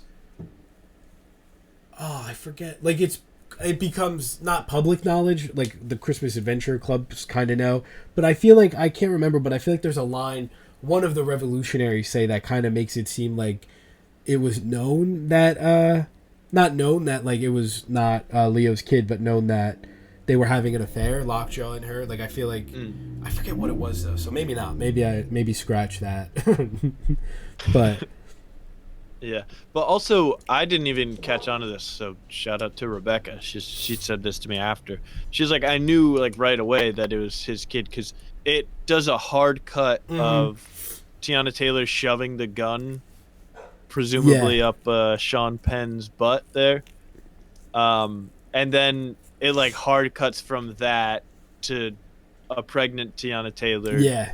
Definitely. Like firing off a gun. Yeah, the visual language of the movie is definitely hinting at it before the reveal. Yeah. So, but there was just like a lot of moments where it would like cut from like, between the two of them. Definitely. So, yeah, it's not like the most hidden secret, but I think that the like just the fact that like we don't know if she told him, like if she told Leo, like and the fact that she's like, who are you? Like, she doesn't know what's like her whole life basically has been like flipped around because she thought her mom was a hero. And then she finds out, oh, she's actually a rat. Yeah. And my dad actually isn't my dad. Yeah. And my real dad just tried to like kill me. And I think it's really interesting that Sean Penn can't bring himself to do it. I like that aspect of it where he's like, he thinks he has to do this to get him, but he's too much of a coward to do it. Not even just a coward, like I don't know, maybe on some level he cares. I don't know if that's like a read because he does. I think he does, but he's like deeply ashamed of it. Exactly, and he says something. He's like, maybe if you were like more polite, this could go a different way. Or he says something like that right before, and it's just such an interesting. He's so interesting to me in this movie. Lockjaw. And then he goes out. I think a lot of the interesting bits of it comes from this Christmas Adventurers Club that we can get into here now. Absolutely. Some of the best names ever are in this movie. I mean, you've got a guy named Virgil Throckmorton as one of the Christmas adventurers. That's incredible. My god. It's so like we learn about the Christmas Adventurers Club through like this kind of shady hotel meetup with Lockjaw. But the part I love is we see I don't know the actor or character's name, but we see the guy go through this woman's house. She's like offering him breakfast or whatever, and he goes down, and it's just your this famous banana pancake. Yeah, that's what it was. And it's just this ridiculous, like insane, in like hallway, and then he goes through the door, and it's just the weirdest little meeting of these freaks ever. And all those guys in that club, like the actors are so good. Oh man, it's such a fun. They are concept. Really good. It's like deeply like evil and like horrifying, but it is also like some of the funniest scenes in the movie. They say in a really funny movie. Hail Saint Nick every time they all get together. It's like we got to take out the haters and the losers. The haters and the losers. They say like I don't remember exactly what he says, but it's so good, man. It's so funny. At the end where Lockjaw is in there and he's like, yeah, I did have a kid, but it was because I was raped in reverse. Yeah. Yeah. And they're like, what? How does that work? And he's like, I was unconscious and I woke up and found evidence of it. She wanted my power. Yeah. Then the best line in the movie, he's maybe, sitting there. From the other guy. A semen demon from Jim Downey. Could not be good. Like more different movies, but that line reminded me of one of my favorite lines in a movie this year, of the bit in The Naked Gun where there's a guy with the crab hands and there's like the secret meeting with all of the top guys, and the one guy just goes, I know him. And it's like the funniest bit in that movie to be in this semen demon line. I don't know what it was in that moment. I was just like, oh my god, it's like the same bit. It's really good. It's so funny. It's so I think the Christmas Adventurers Club is like, it's so funny, and it is like the modern like right-wing party. Oh my god, this movie's a little political. Be careful. Whoa, who would have thought? But like the way that the assassin is wearing like a button-up shirt with the like, what is the Patagonia like vest? Yeah. Like that's just what like a bunch of them dress like. It's like and it's like they're all like they're the like highest group in this world. They presumably have all the power and whatever, and they're just so pathetic. They don't like do anything. They're just like they have a little club and they just feel cool being in their little club, and I think that's just such a great and the like how pathetic Lockjaw is that he's like wants more than anything else in the world to be in this club, this stupid club, which like his reward was like a boring office. Well, I'm saying like until he was killed, but before that it's like he was like over the moon at just getting this boring like office. I see. He's like got his feet up on the desk. He's like, oh, this is great. And then obviously they poison and kill him because that is such. It's like no matter what you do, like you're not gonna be like I felt and like having to deny his like I felt watching that scene like I was like gearing up for like a jump scare. Like it is such a like something's about that, but I was like, is it gonna explode? Are they gonna shoot him? Like what is this? And it's just a couple minutes of him in this office until like it really happens, and it's just so much tension waiting for this to obviously go wrong. Well, something is about to go down because the Christmas adventurer that leads him to his office goes, oh, I seem to have left your key. Let me go grab that. Like so obviously fake. Locks the door behind him. I think this is a total hard pivot though.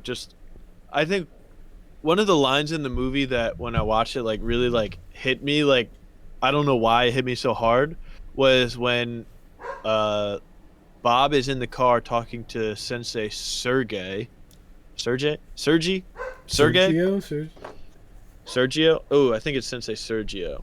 He's talking to Benicio del Toro, Mm. and he's talking about Willa and whatever, and he's like talking about how her mom left and everything, and he's like, I can't even do her hair.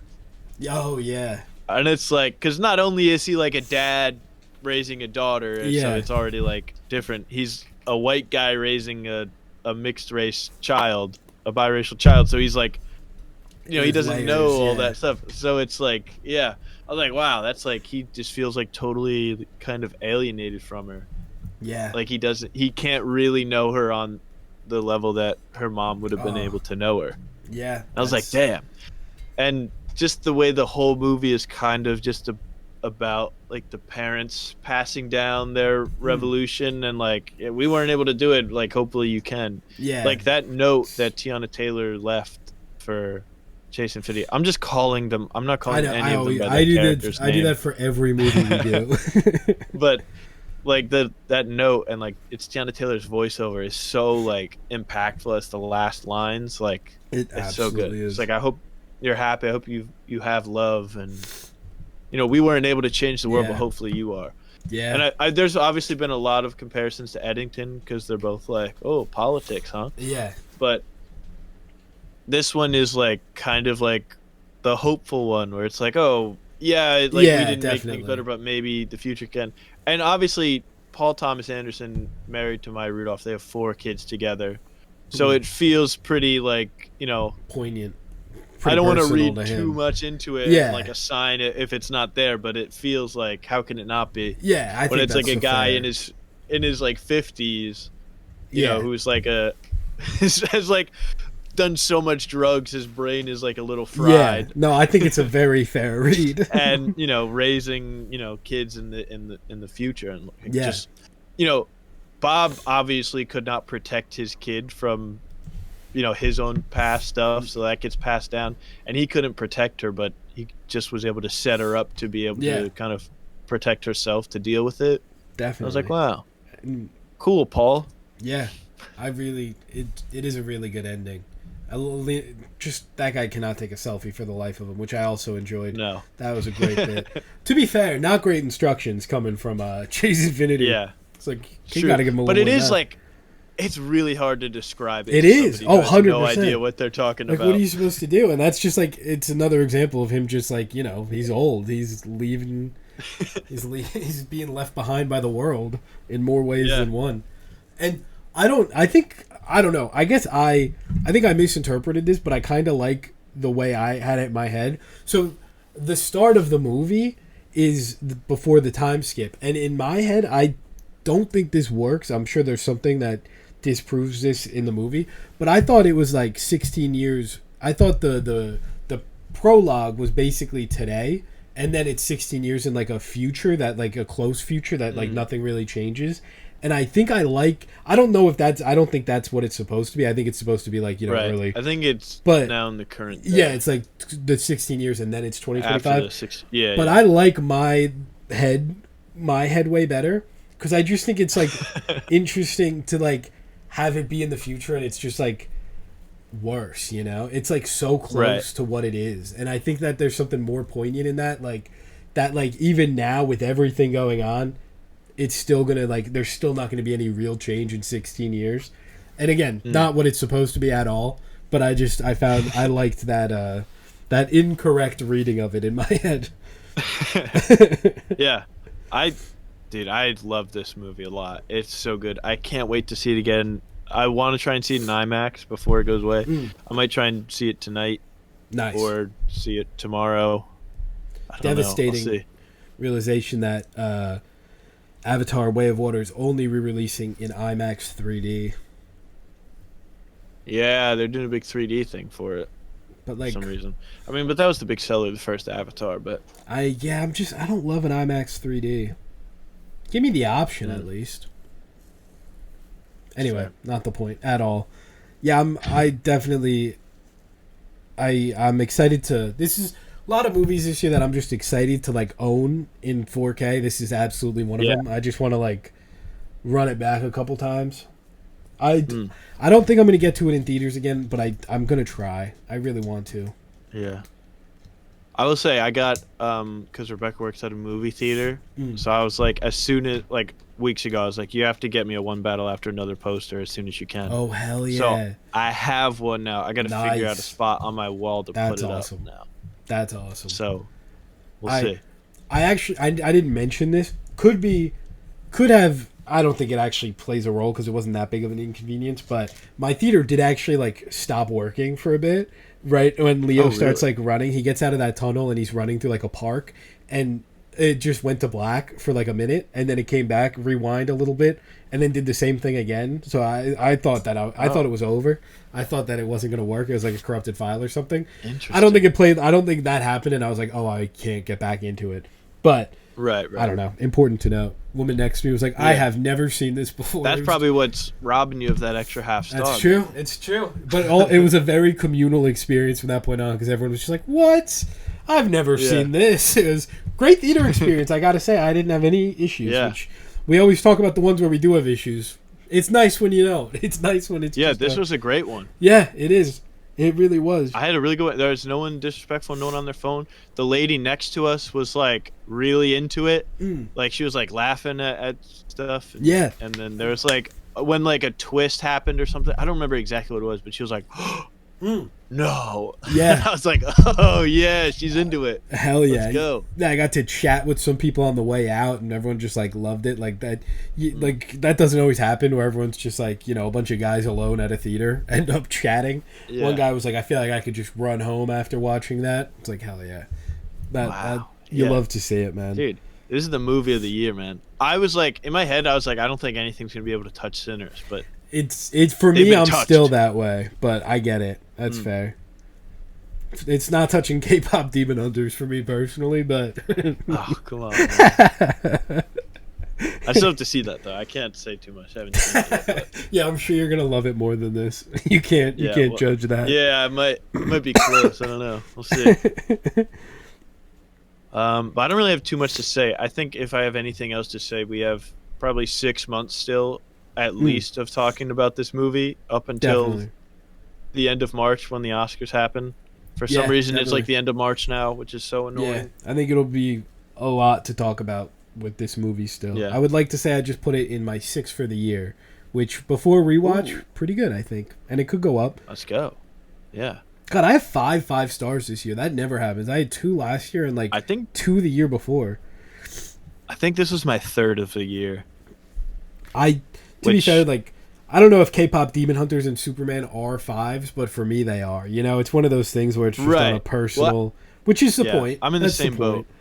That's how I like rating. I put Superman at 5 stars also after a rewatch. I think I initially had 4.5, but then I was like, no, man, I really love this. That's where I'm sorry. I'm into the cape shit genre. Yeah, that's where like I get that, like, you know, people do stars differently. Some people it's just like an objective rating. For me, it's absolutely just like it's both an objective rating and vibes based and my theatrical experience. Like I take into account all those things, and like K-pop Demon Hunter, Superman, Friendship, 3 5 stars for the year. I've watched them all 3 or 4 times now, actually, so I definitely can't say they'll go down. But like, I just love them, man. I just really enjoy them, and I'd love for you to watch Escape from the 21st Century at some point. I think you're really gonna like it. I'll have to get to it. I really want to watch it again. That is my biggest shocker of the year so far, for sure. Yeah. If anything would replace Sinners, I think it's that one, but I don't think it's gonna happen.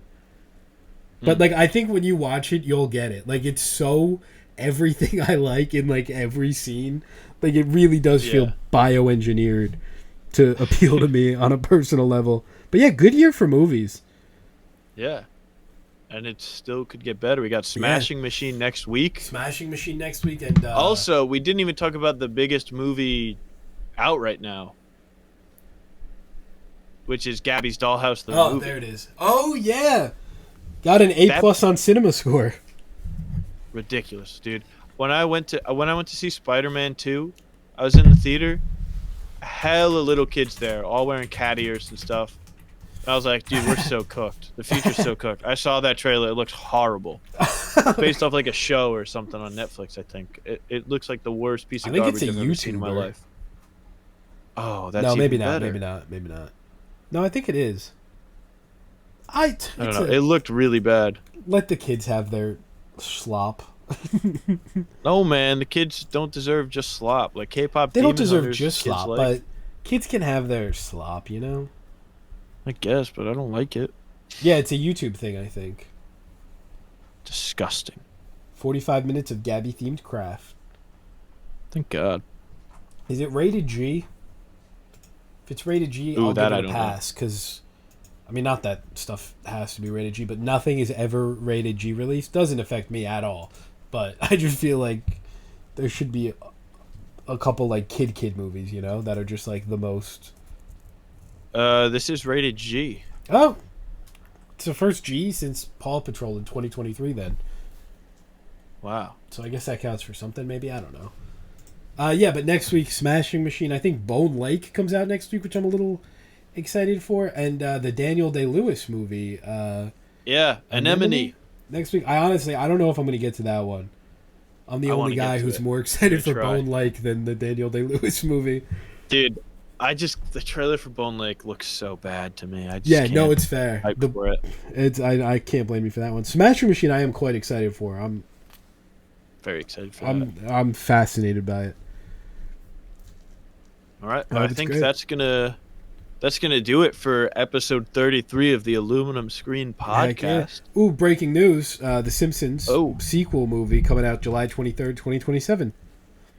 Wow, that's fun. Close. That's a bit over of fun. A year away. Over 2 years away. Oh, wow, yeah. So look forward to that, and look forward to our. Oh my gosh, I can't speak. Look forward to our episode next week. Heck yeah. Talking about the Smashing Machine. The Smashing Anemone Lake. Anemone. Yeah. And Brandon's going to watch Marvel Zombies. The bone-smashing anemone. Anemone. And Brandon's going to watch Marvel Zombies. Might have to take a rain check on that. So the week... I might have to take a rain check. The week after that, we don't have to... No, let's end this and then I'll say... All right, thank you everybody for hanging out. We appreciate you so much. Sorry for the absolute yab sesh if you're not into the absolute yab sesh, but bit of fun. We had a bit of fun today, and go check out some of those movies for next week. And and if you want more fun, watch Game Night. Oh, nice! Hell yeah! Snuck it in there. And we'll see you guys next time. Goodbye. Adios.